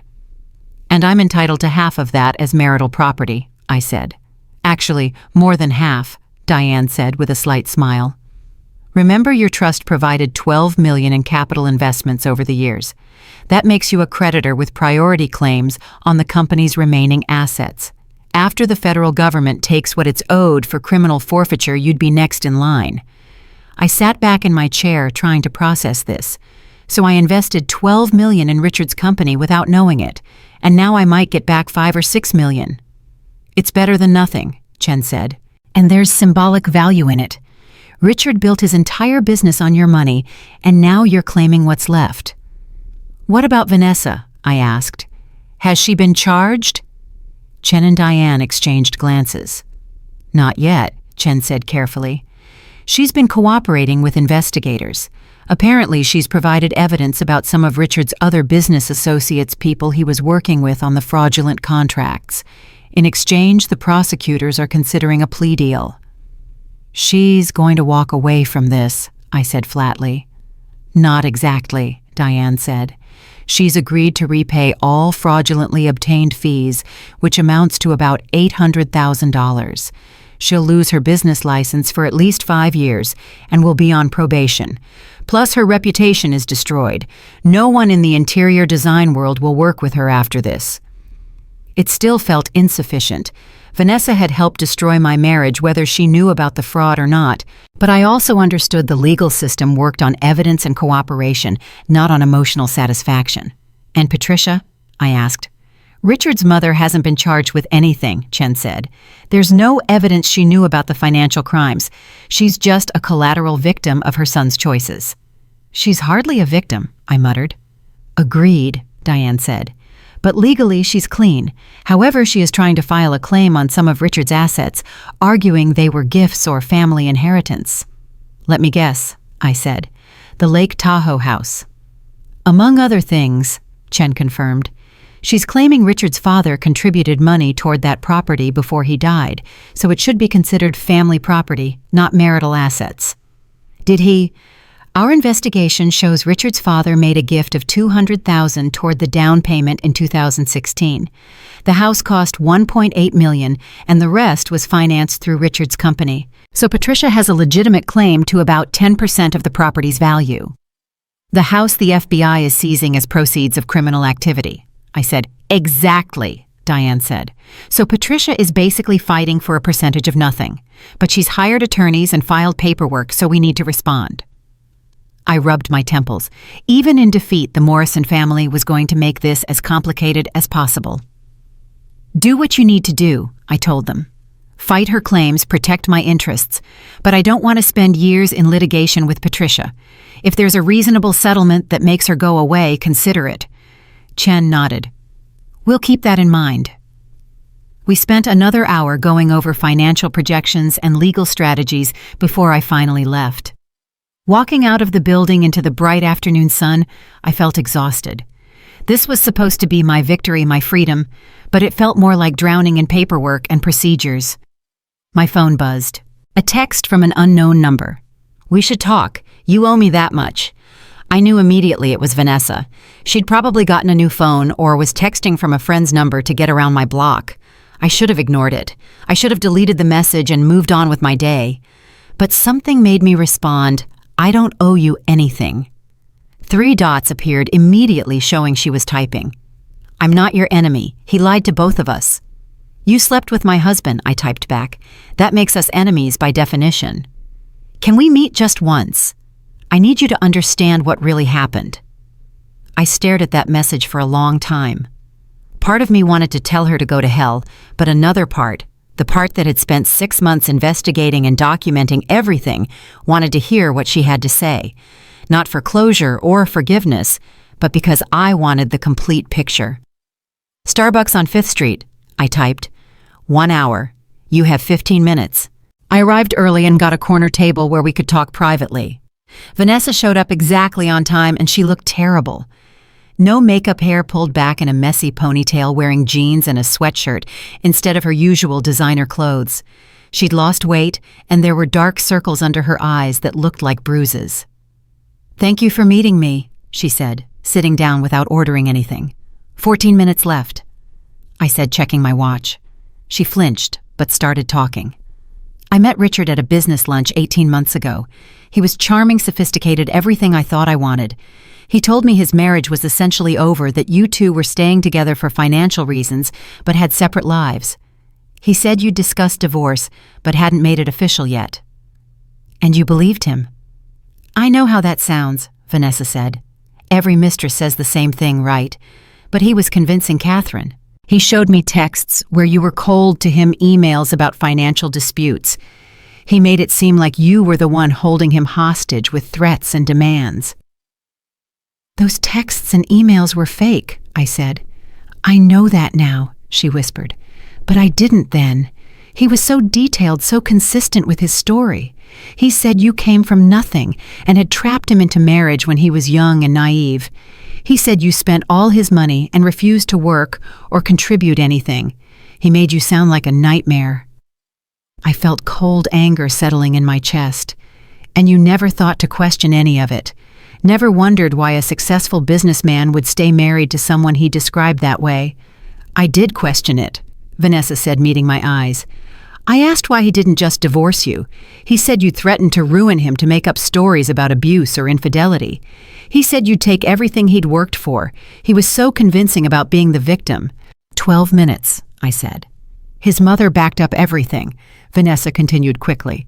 "Patricia told me you were unsuitable from the beginning, that you'd manipulated Richard into marriage. She talked about how you isolated him from friends, how you were jealous and controlling. Between Richard and Patricia, they created this whole narrative where you were the villain and they were helping Richard escape. So you decided to sleep with him?" "Not right away," Vanessa said. "We spent months just talking, having business lunches. He was pursuing a contract with my firm, which was legitimate. The attraction grew slowly, and by the time we crossed the line into something physical, I really believed his marriage was already over in everything but paperwork." "How convenient for you," I said coldly. "I'm not trying to excuse it," Vanessa said, her voice breaking slightly. "I made terrible choices. I should have demanded to hear your side of the story. I should have questioned things more carefully. But Catherine, he fooled everyone. His business partners, his friends, his attorneys. He was running a criminal enterprise for years, and no one suspected until you uncovered it." 10 minutes. "The jewelry, the trips, the gifts. I thought he was just generous. He told me he'd been saving money from bonuses and investments, that he wanted to spoil me because I made him happy. I had no idea it was all stolen." "You're an interior designer," I said. "You billed his associates for work you didn't do. Don't tell me you didn't notice that." Vanessa's face crumpled. "Some of the hours were inflated, yes. Richard told me it was normal business practice that everyone padded their billables to corporate clients. He said it was expected. I stupidly believed him because I didn't want to look too closely. I needed those contracts. My business was struggling, and suddenly I had all these high-paying clients. I didn't question it enough because I didn't want to lose it. So you knew you were defrauding people. I knew I was billing for more hours than I actually worked, she said. But I thought it was just how corporate billing worked, not that it was part of a criminal conspiracy. The investigators explained to me how Richard was using my business to funnel money to himself and his partners.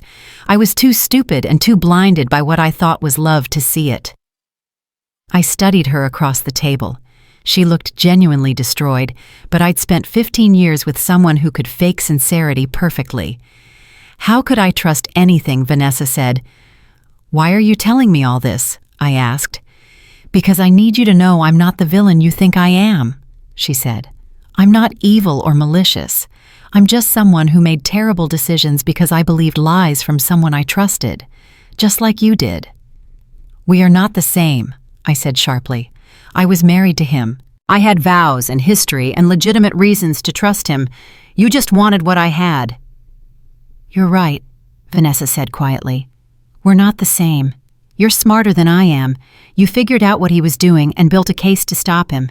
I just believed everything I was told and enabled his crimes without meaning to. You're the hero in this story, Catherine. I'm just another one of his victims. 5 minutes. I lost everything, she said, and tears started running down her cheeks.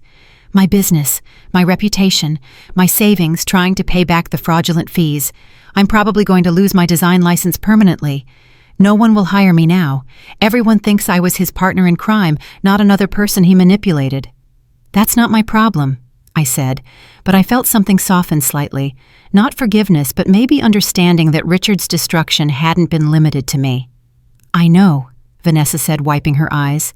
I know you don't owe me sympathy or help or anything else. I just wanted you to know that I'm sorry. I'm sorry for sleeping with your husband. I'm sorry for sitting in that courtroom thinking I'd won something. I'm sorry for believing his lies about you.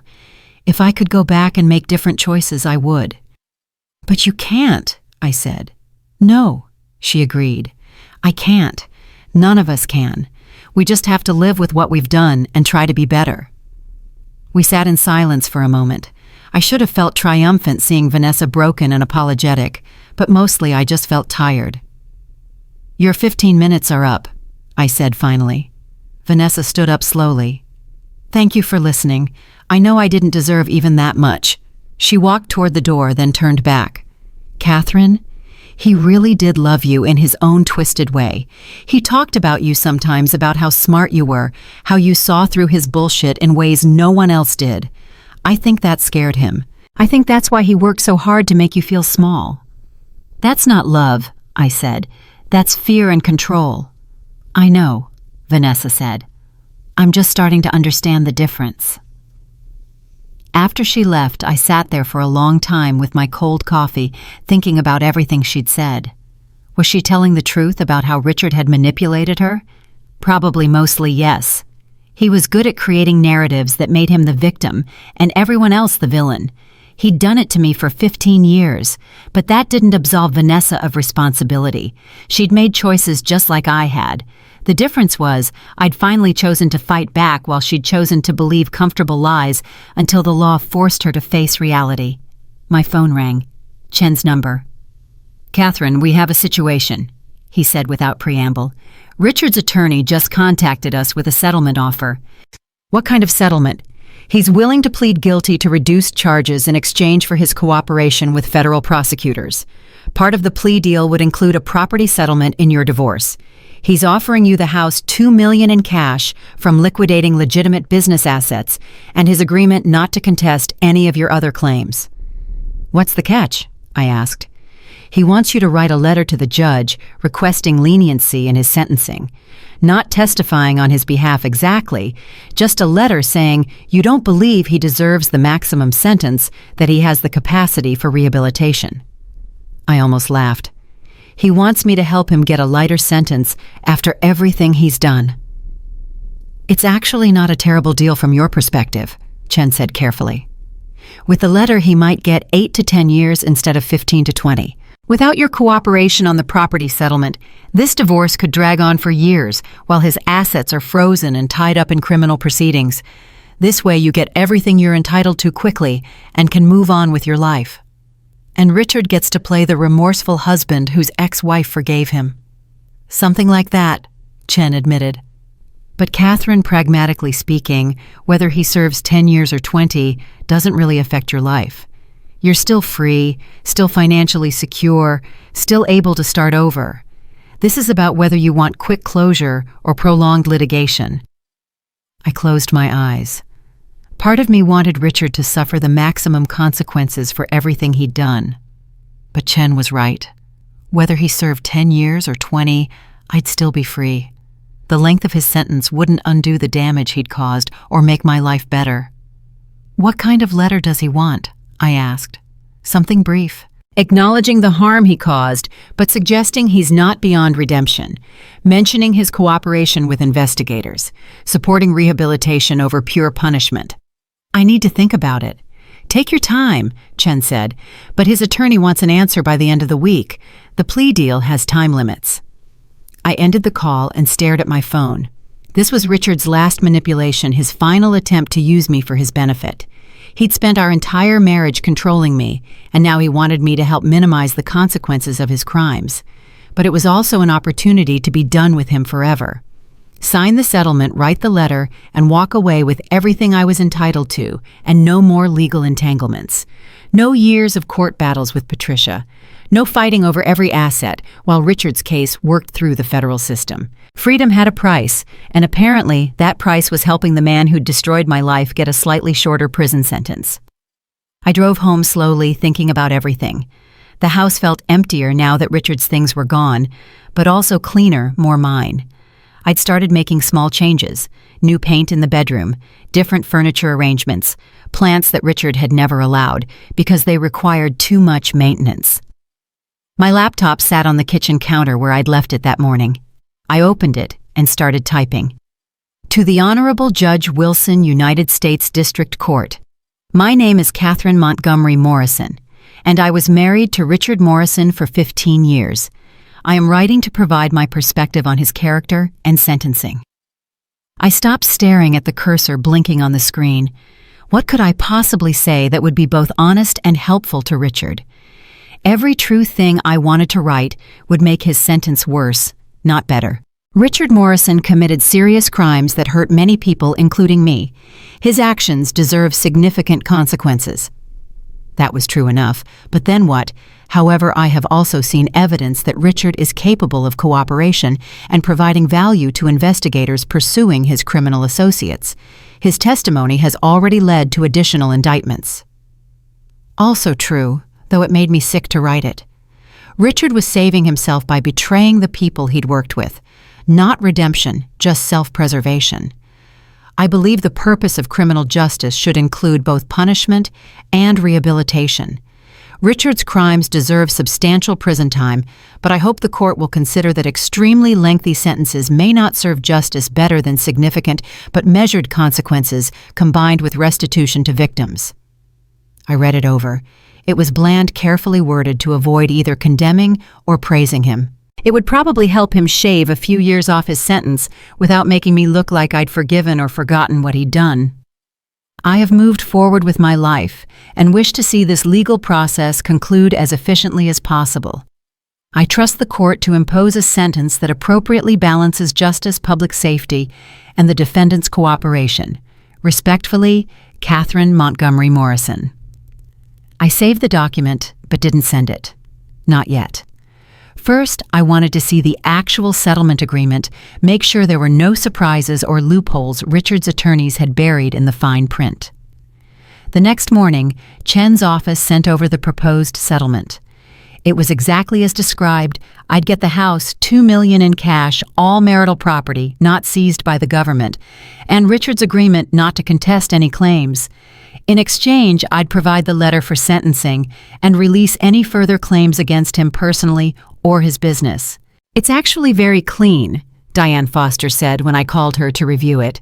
No tricks that I can see. He'd be giving up any claim to your trust fund, not that he ever had one, and acknowledging your priority creditor status for the business investments. So I should take it, I said. From a purely financial perspective, yes. You'd get everything you're entitled to without years of litigation. But Catherine, this isn't just a financial decision. This is about what lets you sleep at night. I appreciated her honesty. If I don't take it, what happens? The divorce stays pending while Richard's criminal case proceeds. His assets stay frozen. Patricia continues fighting over every dollar. You spend the next 3 to 5 years dealing with attorneys and court dates and constant reminders of everything Richard did. And at the end of all that, you might end up with the same settlement anyway, just much later and after much more stress. And if I take it? Sign the paper, send the letter, and you're done. Everything finalized within 60 days. You sell the house, take your money, and start your new life without looking back. When she put it that way, the choice seemed obvious. Prolonging this fight wouldn't make me feel better or Richard suffer more. It would just keep me tethered to him for years longer. I'll take it, I said. Send me the signature pages. Are you sure? Diane asked. Take a day to think about it. I'm sure, I said. I've spent enough time on Richard Morrison. I want to be done. That afternoon, I signed the settlement agreement and emailed my letter to Chen for filing with the court. It felt anticlimactic, ending a 15-year marriage and a 6-month war with just my signature on a few documents. But it also felt right. I wasn't giving Richard a gift by helping with his sentencing. I was giving myself permission to move on. The news broke 2 days later.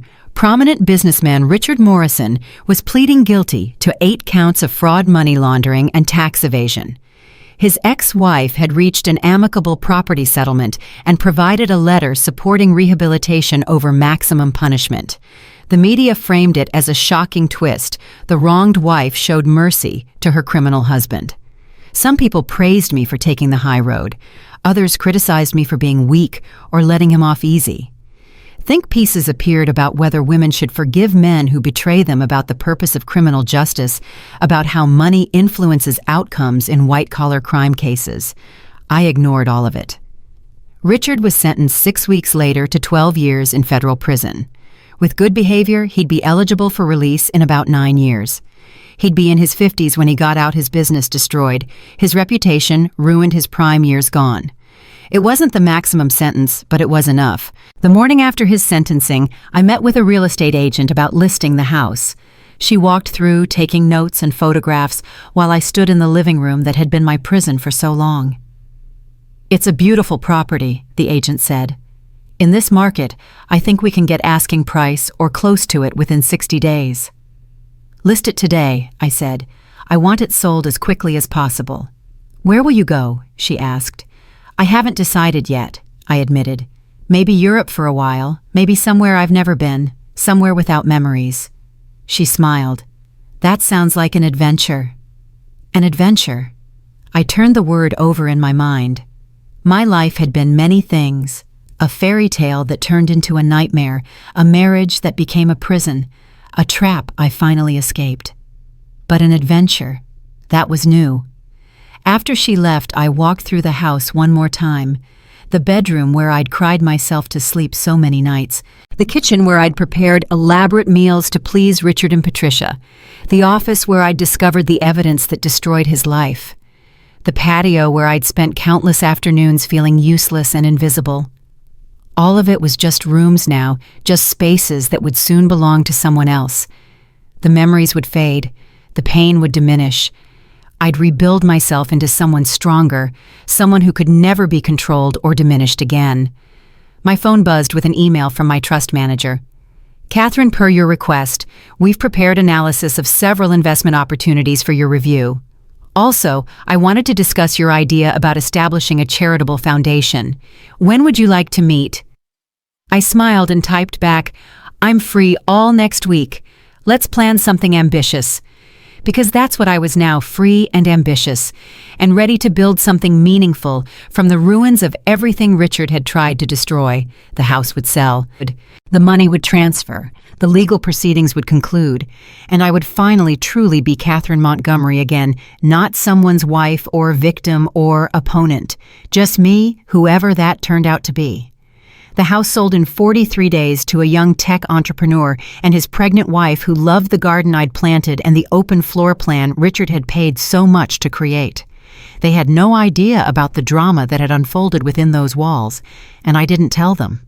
Let the house have a fresh start, too. I was sitting in a coffee shop reviewing foundation documents when my phone rang with a number I almost didn't recognize. My old friend Chloe, the one who'd introduced me to Detective Major 6 months ago. "Catherine, I've been following everything in the news," she said. "Are you okay?" "I'm better than okay," I said, and realized it was true. "I'm actually good, Chloe, really good." "I'm so glad. Listen, I know this might be weird timing, but some of us from your old marketing job are getting together for drinks Friday. Would you want to come? We've all missed you." I hadn't seen those women in over a decade. Richard had slowly isolated me from them with complaints about how much time I spent with friends instead of supporting his career. Eventually, I'd just stopped calling, stopped making plans, stopped trying to maintain connections to my old life. "I'd love that," I said. "Text me the details." Friday night, I walked into a wine bar downtown wearing jeans and a silk blouse I'd bought that afternoon without asking anyone's permission or checking a budget. 5 women from my past life were waiting at a corner table, and they erupted in cheers when they saw me. "Catherine." My old manager, Jennifer, pulled me into a hug. "Oh my God, look at you. You look amazing." "I look the same," I said, laughing. "No, you don't," Sarah said, studying my face. "You look lighter somehow. Younger. Like 15 years of stress just evaporated." We settled around the table with wine and appetizers, and for the first hour, they asked careful questions about the divorce and Richard's arrest. I gave them the abbreviated version, leaving out the most painful details. "I can't believe he was laundering money the entire time," Jennifer said. "And you had no idea?" "None," I said. "Or maybe I did, and just didn't want to see it. There were signs, things that didn't quite add up. But I was so focused on trying to be the perfect wife that I didn't ask the right questions." "You weren't trying to be the perfect wife," Chloe said gently. "You were trying to survive a controlling marriage. There's a difference." The conversation shifted to their lives, their kids, their careers. Sarah had become a marketing director at a tech firm. Jennifer had started her own consulting business. Maya had gone back to school and was now teaching at a community college. They'd all moved forward with their lives while I'd been frozen in time playing house with a criminal. "What are you going to do now?" Maya asked. "Are you going back to marketing?" "I don't think so," I said. "I've been talking to my financial advisors about starting a foundation. Something to help women in situations like mine, women who feel trapped in marriages because of financial dependence or fear." "That's incredible," Sarah said. "How would it work?" I'd been thinking about this constantly for weeks, refining the idea. Emergency grants for women who need to leave dangerous situations but don't have resources. Legal assistance for divorce cases where one spouse has hidden assets. Financial literacy education. Job training and placement services. Basically everything I wish I'd had access to before I finally found the courage to investigate Richard. "But you had money," Jennifer pointed out. "You didn't need financial help." "I didn't know I had money," I said. "For 15 years, I lived like I was dependent on Richard because he made me feel that way. The money in my trust didn't matter because I'd internalized this belief that I was worthless without him. So many women stay in bad marriages, not because they can't afford to leave, but because they've been conditioned to believe they can't survive alone." The table went quiet for a moment. "That's really powerful, Catherine," Chloe said. "And you're exactly the right person to run something like that. You understand both sides of it, the emotional manipulation and the practical barriers." "I'm meeting with nonprofit attorneys next week to start the paperwork," I said. "It's going to be called the Montgomery Foundation. Using my maiden name felt right, like reclaiming who I was before Richard." "I love it," Maya said, "and I want to help. I have experience with grant writing and program development. If you need volunteers or advisors, count me in." "Me too," Sarah said. "Our company has a corporate giving program. I can connect you with people who might want to sponsor your work." By the end of the evening, I had a notebook full of ideas and offers of help. These women I'd lost touch with for so long were eager to support my new mission to turn my nightmare into something that could help others. Walking to my car, I felt something I hadn't experienced in years, excitement about the future. Not fear or dread or anxiety, but actual anticipation for what came next. The next morning, I got an unexpected visitor. Patricia Morrison showed up at my hotel room where I'd been staying since listing the house. The front desk called to ask if I'd accept a visitor, and I almost said no. But curiosity won. Patricia looked older than she had in the courtroom 2 months ago. Her hair was less perfectly styled, her makeup less flawless. She was still wearing expensive clothes, but they hung differently on her, like she'd lost weight or confidence. "Catherine," she said when I opened the door, "thank you for seeing me." "I'm not sure why I'm seeing you," I said honestly. "But you have 5 minutes." We sat in the small sitting area of my suite, awkward and formal. Patricia clutched her handbag like a shield. "I came to apologize," she said, and the words sounded like they hurt coming out. "For my behavior during the divorce proceedings, for the things I said about you, for encouraging Richard's relationship with Vanessa." "You're apologizing because Richard's in prison and I have all the money," I said. "Not because you actually think you were wrong." Her face flushed. "That's not entirely fair. Isn't it, Patricia, you spent 15 years telling Richard I wasn't good enough for him?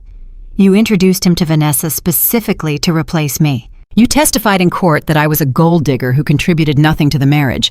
You called me a leech and worse. And now Richard's gone, and you're here asking for what exactly?" "Forgiveness money." "Neither," she said quietly. "Or maybe both. I don't know anymore, Catherine. Everything I thought I understood has turned out to be wrong." I waited, saying nothing. "I believed Richard when he told me his business was legitimate," Patricia continued. "I believed him when he said you were the problem in your marriage. I believed him when he said Vanessa was his salvation, and I was wrong about all of it." "Yes, you were. He's my son," she said, and her voice cracked. "I wanted to believe the best of him. Mothers do that. We see our children through filters that make them seem better than they are." "Richard wasn't a child," I said. "He was a 42-year-old man who made deliberate choices to commit crimes and destroy his marriage." "You enabled those choices by always taking his side, always believing his lies, always making excuses for his behavior." "I know," Patricia said, and tears started rolling down her cheeks. Real tears this time, not the theatrical crying from the courtroom. "I know I failed both of you. I should have questioned things. I should have asked why a successful man needed to control every penny his wife spent. I should have wondered why he was so desperate to replace you with Vanessa.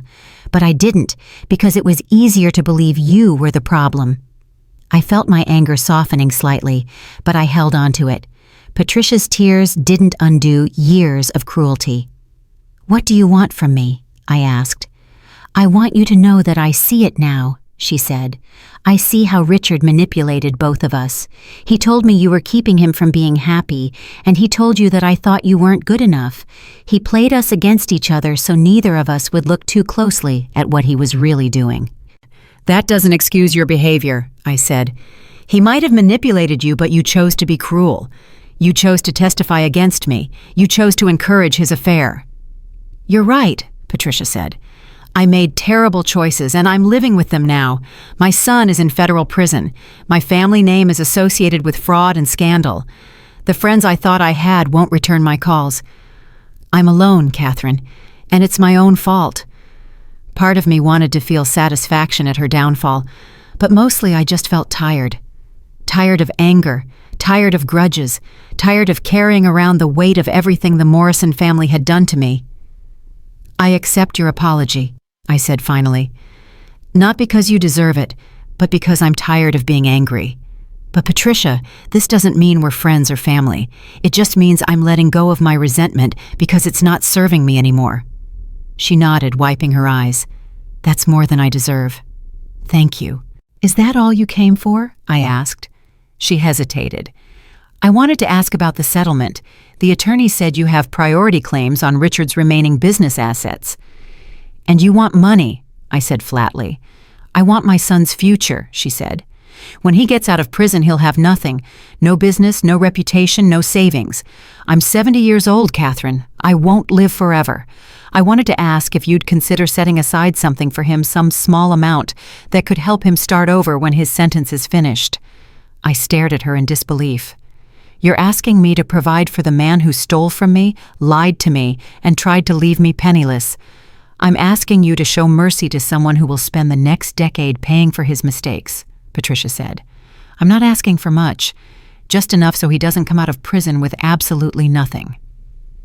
Richard will come out of prison with exactly what he deserves, I said coldly. Nothing. He destroyed my life, Patricia. He used my money to build his business and then tried to convince a court I was a burden who contributed nothing. He had an affair, committed fraud, and planned to discard me like garbage. And you want me to reward that by giving him money? I want you to be the bigger person, Patricia said desperately, to show the compassion Richard never showed you. No, I said simply. I'm done being the bigger person. I'm done sacrificing myself so Morrison men can live comfortably. Richard made his choices, and he can live with the consequences. When he gets out of prison in 9 years, he can do what millions of other people do, get a job, work hard, rebuild his life. He's not special, Patricia. He's not entitled to my money or my compassion. Patricia's face hardened. You're going to regret this. When Richard gets out, when he comes back and sees what you've taken from him. Are you threatening me? I interrupted. Because Richard threatening me from prison would violate his plea agreement and add years to his sentence. And you threatening me on his behalf could be considered conspiracy or witness intimidation. Is that really how you want to spend your remaining years? Patricia, fighting legal battles you can't win. She stood up abruptly. I came here to apologize and ask for help. I see now that was a mistake. You're just as vindictive as Richard said you were. Get out, I said quietly. And don't contact me again. If you or Richard need anything in the future, you can communicate through my attorneys. She left without another word, and I locked the door behind her, feeling a mix of anger and relief. Patricia had come hoping to manipulate me one more time to use tears and guilt to extract money from me. It was the same pattern Richard had used for 15 years, just with a different Morrison family member executing it. But I was done being manipulated, done being the victim, done sacrificing my well-being for people who would never appreciate or reciprocate. My phone rang almost immediately after Patricia left. Chen's number. Catherine, I just got a very angry call from Patricia Morrison's attorney, he said. Something about you threatening her. She came to my hotel asking for money to set aside for Richard when he gets out of prison, I said. I refused. She got angry and implied Richard would come after me for revenge. I pointed out that threatening me could violate his plea agreement. Now apparently I'm the bad guy. Chen sighed. The Morrisons really don't know when to quit, do they? Apparently not. Do I need to worry about this? No, Chen said. Her attorney was just making noise. There's no legal action they can take. But Catherine, I want to suggest something. We should get a restraining order against Patricia as well as Richard, just to create a legal boundary. You think she's dangerous? I think she's desperate, Chen said. And desperate people do unpredictable things. Better to have legal protection in place now than wish we had it later. Fine, I said. Do whatever you think is necessary. After we hung up, I sat on the hotel bed, feeling suddenly exhausted. Would this ever really be over?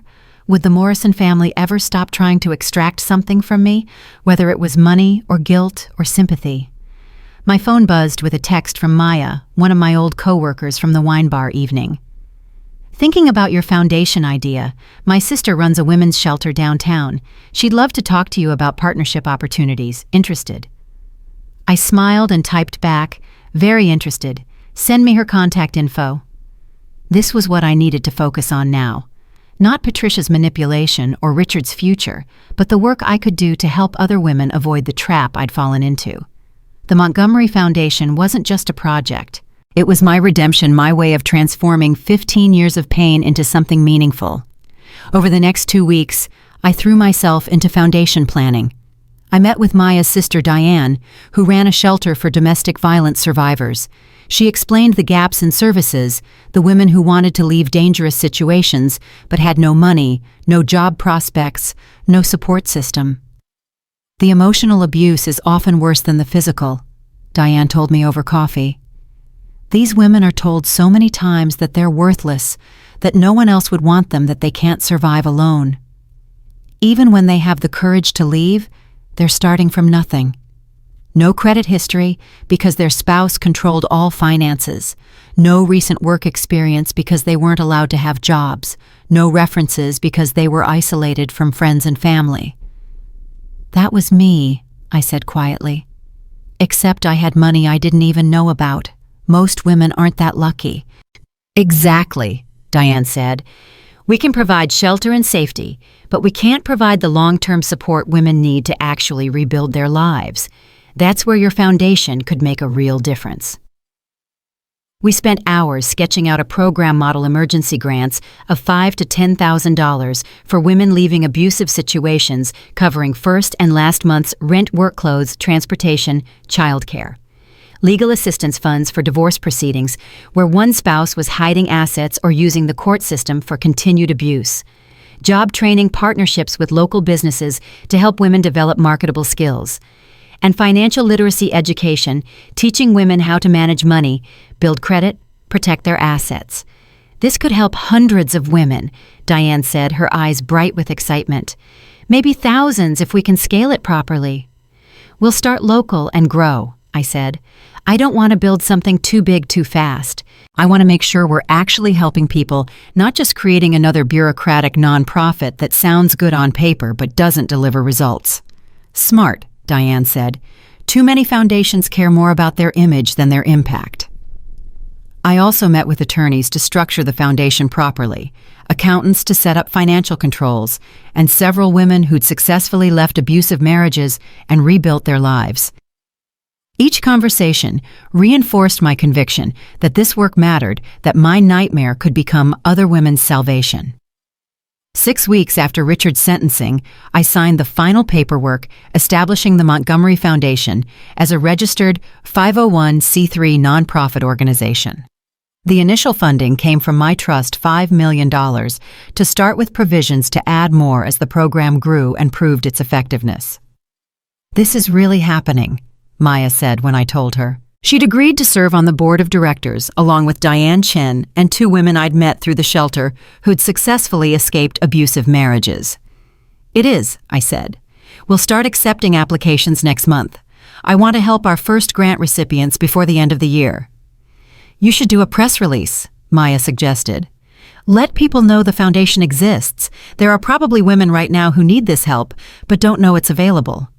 I hesitated. Press releases mean media attention, reporters asking questions about Richard and the divorce. So let them ask, Maya said. You have nothing to hide. In fact, your story makes the foundation more powerful. You're not some rich person who decided to be charitable. You're a survivor who's using her resources to help other survivors. That's compelling.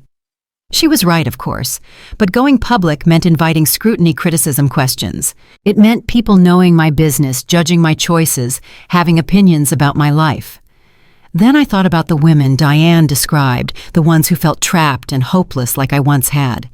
If telling my story could help even one of them find the courage to leave, wasn't that worth the discomfort? Okay, I said, let's do the press release. The media response was immediate and overwhelming. Local news stations wanted interviews. National publications wanted features. My story had all the elements journalists loved: wealth, betrayal, crime, revenge, and now redemption through charity. I agreed to one interview with a local news anchor named Rebecca Tran, who had a reputation for thoughtful journalism rather than sensationalism. Catherine, why start this foundation now? Rebecca asked during our on-camera conversation. You've just been through a difficult divorce and your ex-husband's imprisonment.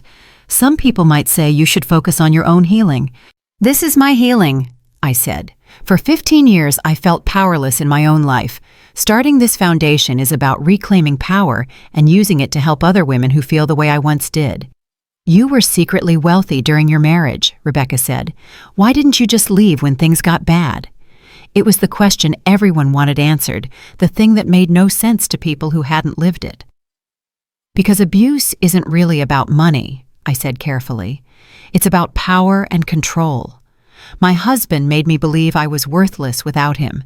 He controlled my spending, criticized my choices, isolated me from friends. Even though I had money in a trust fund, I didn't see myself as someone with options or agency. I saw myself the way he'd conditioned me to see myself, as dependent, incompetent, lucky that he'd married me at all. What changed? Rebecca asked. I got angry, I said simply. I found evidence of his affair and his crimes, and instead of accepting it or falling apart, I got angry.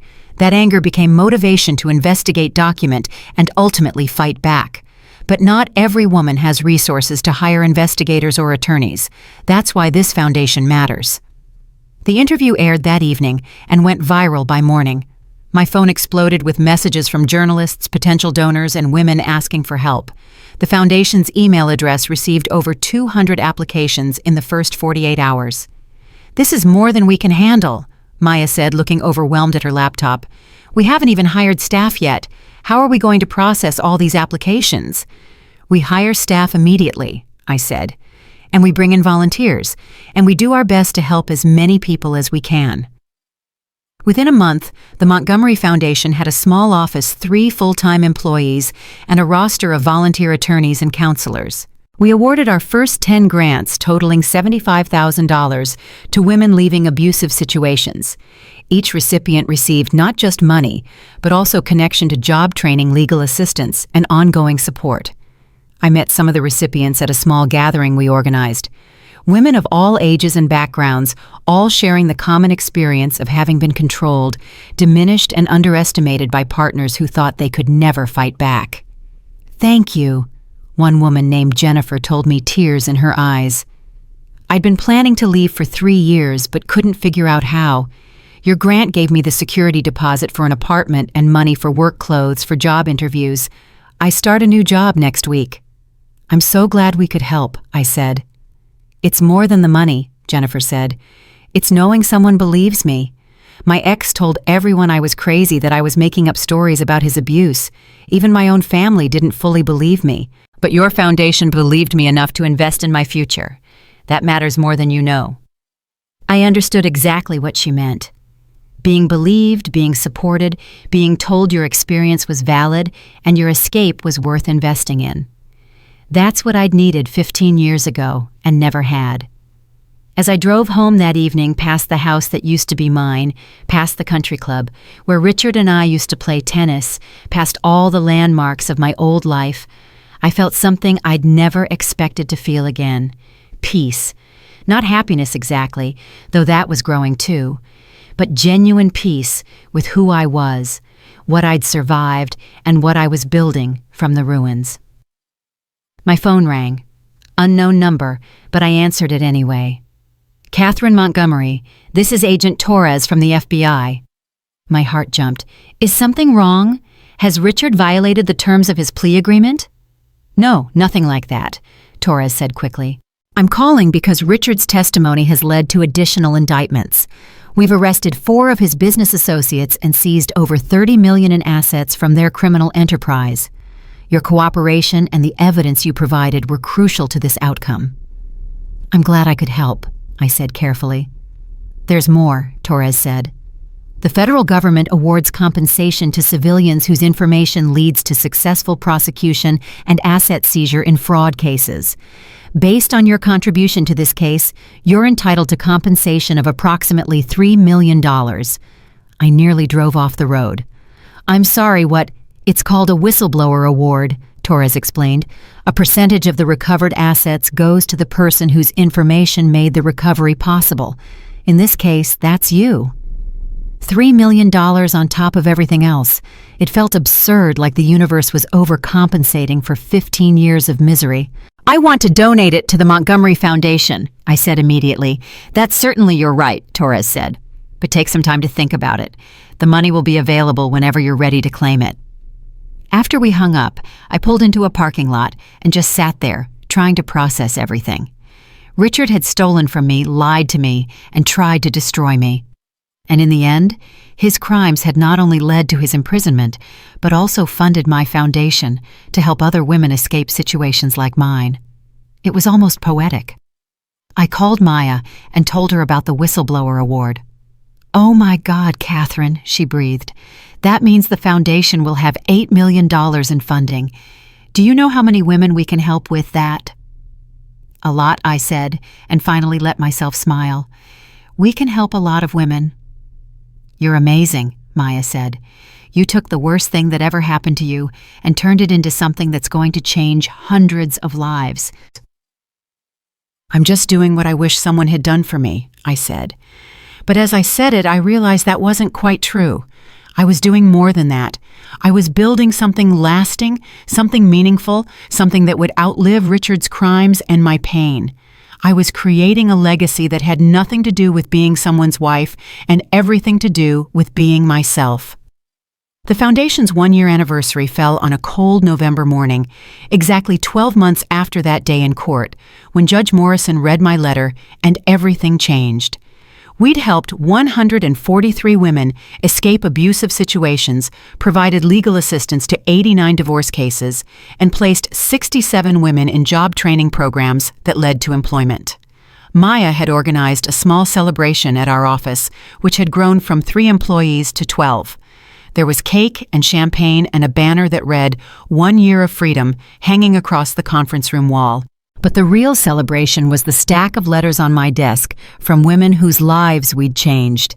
"Dear Ms. Montgomery," one letter began, "6 months ago I used your emergency grant to leave my husband of 20 years. Today I signed the lease on my own apartment and started a job as a medical assistant. My children are happy and safe. Thank you for believing in me when I couldn't believe in myself." Another letter read, "Your foundation's legal fund helped me prove my ex-husband was hiding assets. The judge awarded me enough support to go back to school. I'm studying to be a nurse. My daughter tells everyone her mom is going to help people. I tell her I learned that from you." I read each letter carefully, feeling the weight of these women's gratitude and the responsibility it carried. This wasn't just a project anymore. It was a movement, a lifeline, a promise that abuse didn't have to be forever. "Speech time," Maya announced, gathering everyone in the conference room. "Our fearless leader needs to say something inspiring." I stood up, looking at the faces of the team we'd built. Young women and older women survivors and allies, all committed to the mission of helping others escape what I'd escaped. "A year ago, I was sitting in a courtroom thinking my life was over," I said. "My marriage was ending, my husband was going to prison, and everything I'd believed about my life for 15 years turned out to be lies. But I was wrong about my life being over. It was just beginning." This foundation started as my way of healing, of making meaning from pain. But it's become so much more than that. Every woman we help, every life we change proves that survival isn't enough. We can thrive, we can rebuild. We can take the worst things that happen to us and transform them into fuel for helping others. "So thank you," I continued. "Thank you for believing in this mission. Thank you for working ridiculous hours for nonprofit salaries. Thank you for caring about women you've never met and fighting for their freedom like it's your own. This isn't my foundation anymore, it's ours. And I'm so proud of what we're building together." Everyone applauded, and I saw several people wiping their eyes. Then Diane stood up holding a wrapped package. "We have something for you," she said. "From all of us and from some of the women we've helped." Inside was a framed photograph, a collage of faces. 143 women, all holding signs with messages. "Thank you, Catherine. You saved my life. Free because of you. No longer afraid." I couldn't speak, couldn't find words adequate to express what this meant. These weren't just faces. They were futures that almost didn't happen, lives that almost stayed trapped, dreams that almost died. "We wanted you to remember why this matters," Maya said quietly. On the hard days when the funding gets tight or the applications overwhelm us or we can't help everyone who needs it. We wanted you to see the faces of the women who are free, because you fought back." I held the frame and let myself cry, not from sadness, but from something like joy mixed with purpose. This was what mattered, not the money Richard stole, or the years he wasted, or the pain he caused. What mattered was what came after what I built from the rubble of my old life. My phone buzzed during the celebration. A number I didn't recognize, but something made me step into my private office to answer. "Catherine Montgomery," a woman's voice, nervous and young. "Speaking. My name is Amanda Morrison. I'm Richard's younger sister. We've never met." I sat down slowly. Richard had mentioned a sister once or twice, someone he wasn't close to who lived in Seattle. I'd assumed she was like the rest of his family, cold and judgmental. "What can I do for you, Amanda?" "I saw the news about your foundation," she said, "and I wanted to tell you something I should have told you 15 years ago, but I was too scared." "I'm listening." "Richard was abusive to his first girlfriend in college." Amanda said the words rushing out like she'd been holding them in for years. "Her name was Lisa. They dated for 2 years, and he controlled everything about her life. What she wore, who she talked to, how she spent her time. When she tried to break up with him, he threatened to kill himself. When she finally escaped, he stalked her for months." My blood went cold. "His first girlfriend. You mean before me?"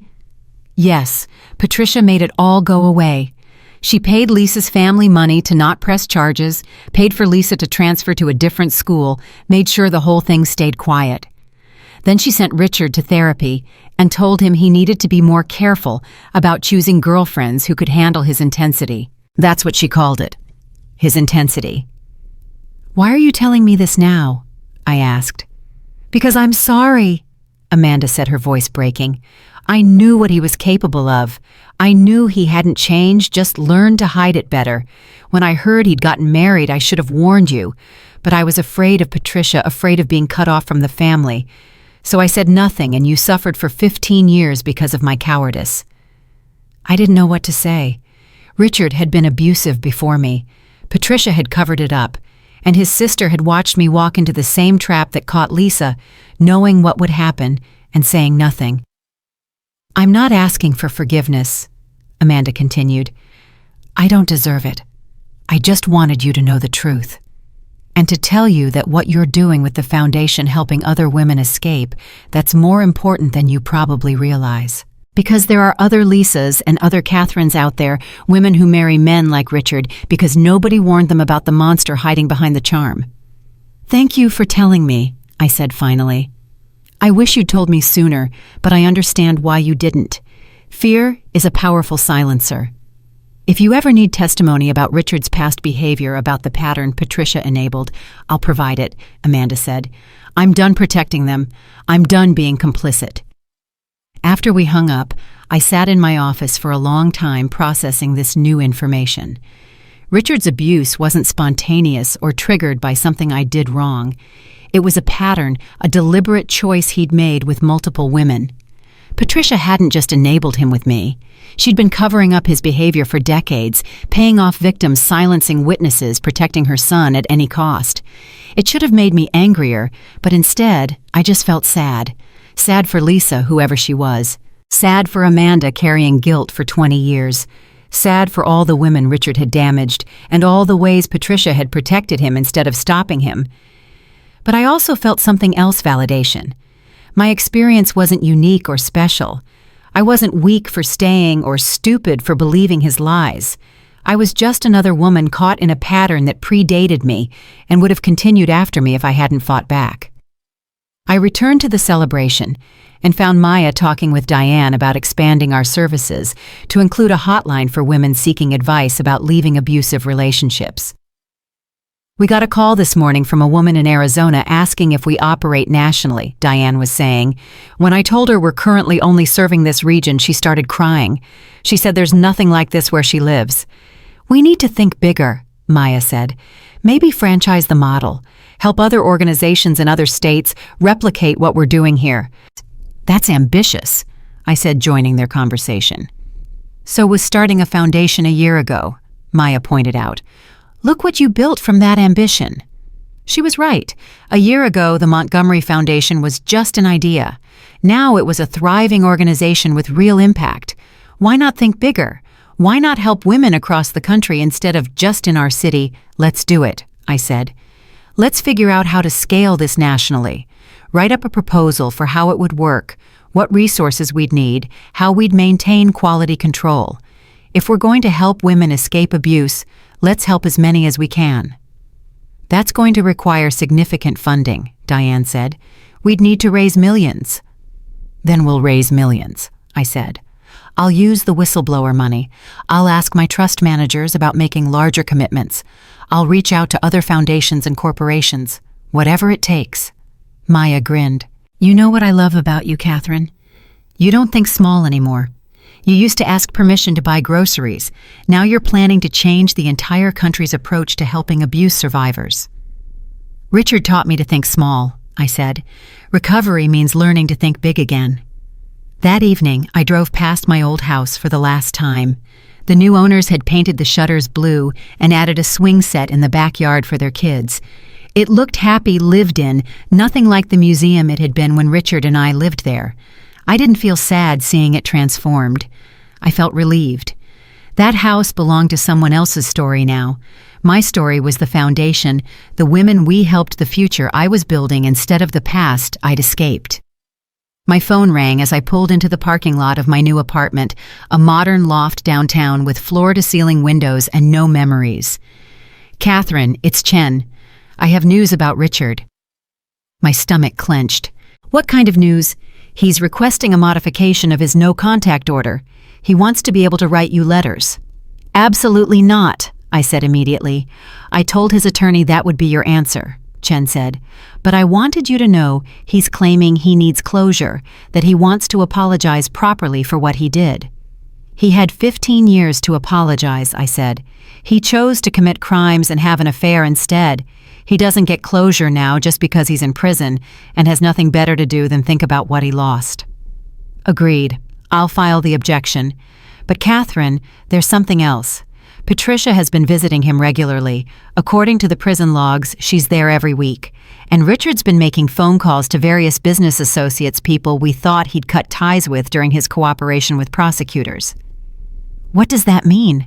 I'm not sure yet, Chen said. But it concerns me. Richard cooperated to reduce his sentence, but he's still connected to people from his criminal enterprise, and Patricia visiting him constantly suggests they're planning something. Planning what he's in prison. His assets are gone. What could he possibly be planning? That's what worries me, Chen said. Richard is a planner. He doesn't do anything without an agenda. The fact that he's maintaining these connections and that Patricia is his regular visitor tells me they're not accepting this outcome as final. There's nothing they can do, I said. The divorce is final. The criminal case is closed. I have restraining orders against both of them. Just be careful, Chen said. And if anything unusual happens, anything that makes you uncomfortable, call me immediately. After we hung up, I sat in my car, feeling the first flutter of real fear I'd experienced in months. I'd thought this was over. I'd thought Richard was contained, his power neutralized, his ability to hurt me eliminated.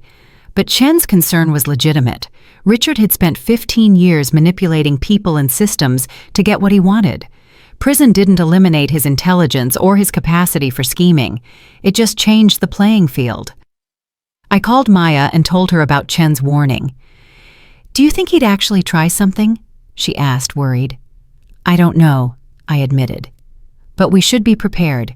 Increase security at the office.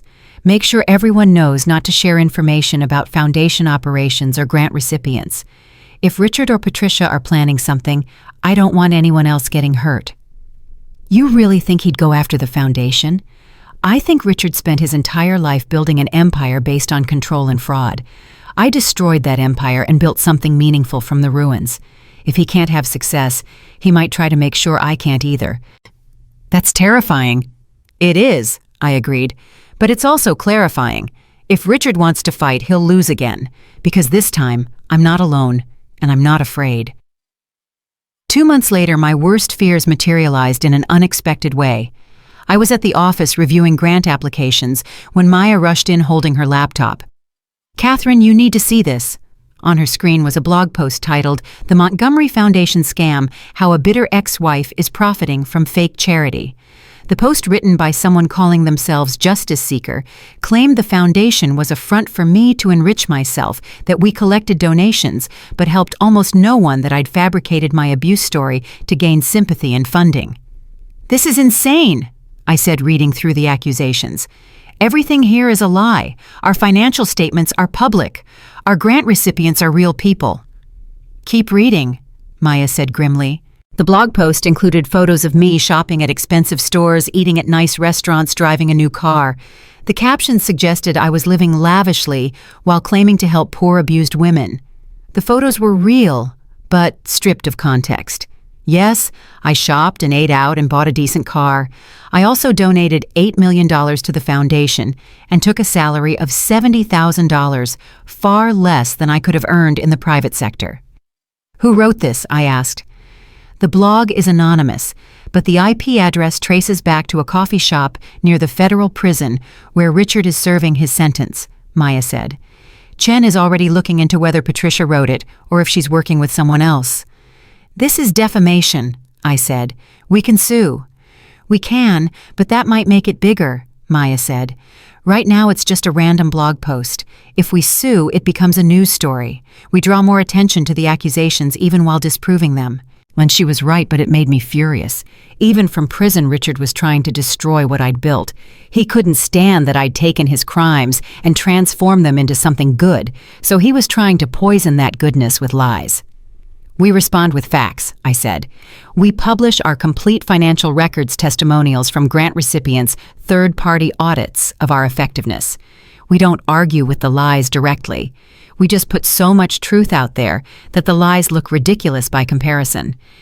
"That's smart," Maya said. "Truth as the best defense." Over the next week, we launched a transparency campaign. We published every financial document, every grant approval, every outcome metric. We created video testimonials from women we'd helped, interviews with partner organizations, statements from auditors confirming our legitimate operations. The response was overwhelming. Major news outlets picked up the story not about the accusations, but about the foundation's transparency and impact. Donations increased. Applications for help tripled. The attempt to destroy us had actually made us stronger. Then Chen called with an update. "The blog was written by Patricia," he said. "We traced it definitively. She used a public computer to make it harder to track, but she made mistakes that revealed her identity. We're filing charges for defamation and harassment." "Good," I said. "I'm done being patient with her attempts to destroy me." "There's more," Chen said. Richard was coaching her. Prison phone records show they discussed strategy for undermining the foundation. He told her which photos to use, how to frame the accusations, which websites to post on for maximum visibility. So they were conspiring together. Yes, and that conspiracy violates the terms of Richard's plea agreement. The prosecutors are reviewing whether to charge him with additional crimes or extend his sentence. I should have felt vindicated, but mostly I just felt exhausted. How many times would I have to defeat Richard? How many attempts to destroy me would he make before accepting he'd lost? "I want to see him," I said suddenly. "What?" Chen sounded shocked. "I want to visit Richard in prison, face to face. I want him to see what he didn't destroy." "Catherine, that's a terrible idea. You have restraining orders against him for good reason." "I know, but those orders can be temporarily modified with court approval, right? If I request it. Technically, yes, but why would you want to? Because I'm tired of him fighting from the shadows," I said. "I want him to look me in the eye and see that I'm not the broken woman he expected me to be. I want him to understand that his attempts to destroy the foundation are failing. Maybe if he sees me thriving, he'll finally accept that it's over. Or it could trigger him to escalate," Chen warned. "Then we'll deal with that too," I said. "But I need to do this. I need to close this chapter properly." Chen arranged everything through his legal contacts. 3 weeks later, I walked into the federal correctional facility where Richard was serving his sentence. The visiting room was depressing, filled with small tables bolted to the floor and uncomfortable plastic chairs. Guards watched from stations around the perimeter. Richard walked in wearing prison khakis that hung loosely on his frame. He'd lost weight, his hair was grayer, and he looked older than his 43 years. But his eyes were still the same, calculating and cold. We sat across from each other at one of the bolted-down tables. Neither of us spoke for a long moment. "You look good," Richard said finally. "Prison life must agree with me since you're thriving without me around." "I'm thriving because I'm free," I said calmly. "Free from your control, your lies, your manipulation. Is that why you came to gloat? I came to tell you to stop," I said. "Stop trying to destroy the foundation. Stop using Patricia to spread lies about me. Stop scheming and planning and trying to hurt me from in here." "Why would I do that?" Richard asked innocently. "I'm just a prisoner serving my time." "Don't play games," I said. "I know about the blog. I know you coached Patricia on what to write. The prosecutors know too. You're violating your plea agreement." Something flickered in his eyes. "You can't prove I told her to do anything." "Actually, they can," I said. "Prison phone records are monitored and recorded. Every conversation you had with Patricia about undermining the foundation is documented." Richard's jaw tightened. "So what?" "They'll add a few months to my sentence. It's worth it to expose your hypocrisy." "There's no hypocrisy to expose," I said. "The foundation's finances are completely transparent. Every woman we've helped is real. Every success story is documented. Your lies made us stronger, Richard. They made donors rally around us. They made the media investigate and confirm our legitimacy. You tried to destroy us and instead gave us our best publicity. You stole my life," Richard said, his voice rising slightly. "You took everything I built, everything I worked for, and you're profiting from my downfall." "I didn't steal anything," I said quietly. "You destroyed your own life with your crimes. I just documented what you did and shared it with authorities. Everything that happened to you is a consequence of your own choices." "You owed me loyalty," Richard insisted. "We were married. You were supposed to stand by me." "I stood by you for 15 years while you controlled me, stole from me, and cheated on me," I said. "I stood by you while you made me feel worthless and trapped. I stood by you until I finally realized that loyalty to someone who's hurting you isn't loyalty. It's self-destruction." "You're vindictive and bitter," Richard said. "You can't stand that I was successful, that I found someone better, that I moved on." "Richard, listen to yourself," I said. "You're in prison. Your business is bankrupt. Your reputation is destroyed. Vanessa won't even speak to you. Your mother is facing criminal charges for helping you harass me. You haven't moved on. You're stuck in denial, still trying to make me the villain so you don't have to face what you've done." "I loved you," he said. And for just a moment his mask cracked and I saw something that might have been genuine pain. "Despite everything, I did love you in my own way." "Your way of loving was imprisoning me," I said. "Controlling me, diminishing me, making me small enough that I'd never leave. That's not love, Richard. That's ownership, and I'm not interested in being owned anymore." "So this is it?" he asked. "You came here just to tell me you've won." "I came here to tell you it's over," I said. "Your attempts to hurt me, to destroy the foundation, to make me suffer, they're done. Not because I'm asking you to stop, but because I'm telling you. Keep trying, and you'll just keep failing. Keep scheming, and you'll just add years to your sentence. Keep fighting, and you'll just prove how little power you actually have." I stood up, preparing to leave. "I'll get out eventually," Richard said. 9 years, maybe less with good behavior. When I do, we'll see who's really won." "I hope 9 years in here gives you time to reflect," I said. "To understand what you threw away, not just me, but the life you could have had if you'd chosen partnership over control. But whether you learn anything or not doesn't matter to me anymore. Because by the time you get out, I'll have helped thousands of women escape situations like the one you trapped me in. The foundation will be national, maybe international, and you'll be a middle-aged ex-convict trying to rebuild from nothing." "Catherine," he started. "Goodbye, Richard," I said. "For the last time, goodbye." I walked out of that visiting room and didn't look back. Didn't wait to see if he called after me or had final words. I was done giving him any more of my time, my energy, my emotional space. Chen was waiting outside. "How do you feel?" he asked. Free, I said. Actually, completely, finally free. 6 months later, the Montgomery Foundation announced its national expansion program. We partnered with organizations in 12 states to replicate our model, providing grants, legal assistance, and support services to abuse survivors across the country. The Associated Press ran a feature about our work, and the response was overwhelming. I was invited to speak at a national conference on domestic violence prevention, sharing my story with an audience of advocates, counselors, and survivors. Standing on that stage, looking out at hundreds of faces, I felt the last remnants of shame and fear fall away. My ex-husband thought he could control me forever, I told the audience. He thought making me financially dependent would trap me. He thought isolating me from friends would leave me helpless.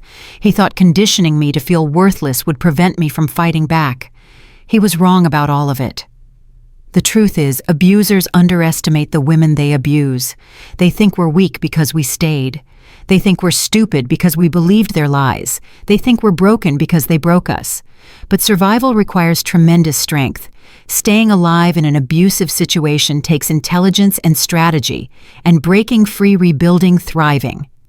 That takes courage most people can't imagine. So to every woman watching this who's still trapped, who thinks she can't leave, who believes she's too weak or too damaged or too dependent, you're stronger than you know. You're smarter than he tells you. And you deserve better than what you're settling for. Find your anger. Find your courage. Find your power. And when you're ready, organizations like ours are here to help you use that power to escape. The standing ovation lasted 3 minutes. Women in the audience were crying, nodding, holding hands with each other. After I finished, at least 20 women came up to share their own stories, to thank me, to tell me they were planning their escapes because they finally believed it was possible. That night, back in my apartment, I looked at the framed photo from the foundation's anniversary. 143 faces had grown to over 800 now. 800 women free because I'd chosen to fight back, to document the truth, to refuse to be destroyed. My phone buzzed with a text from Maya. "You were amazing today. The foundation just received $50,000 in donations from conference attendees. This is really happening, Catherine. We're changing the world." I smiled and typed back, "We're just getting started." Because that was the truth. Richard had taken 15 years of my life, but I had decades ahead to make meaning from those years. Every woman we helped was a victory. Every life we changed was redemption. Every survivor who found courage because of my story was proof that pain could be transformed into purpose. Richard would spend the next 8 years in prison thinking about what he'd lost. I would spend them building something that mattered, something that would outlast both of us, something that turned his destruction into countless other women's salvation. And in the end, that was the best revenge I could imagine, not just surviving what he'd done to me, but thriving because of it, using his worst crimes to fund other women's freedom, proving that the woman he'd tried to break was unbreakable after all. I wasn't Richard Morrison's victim anymore.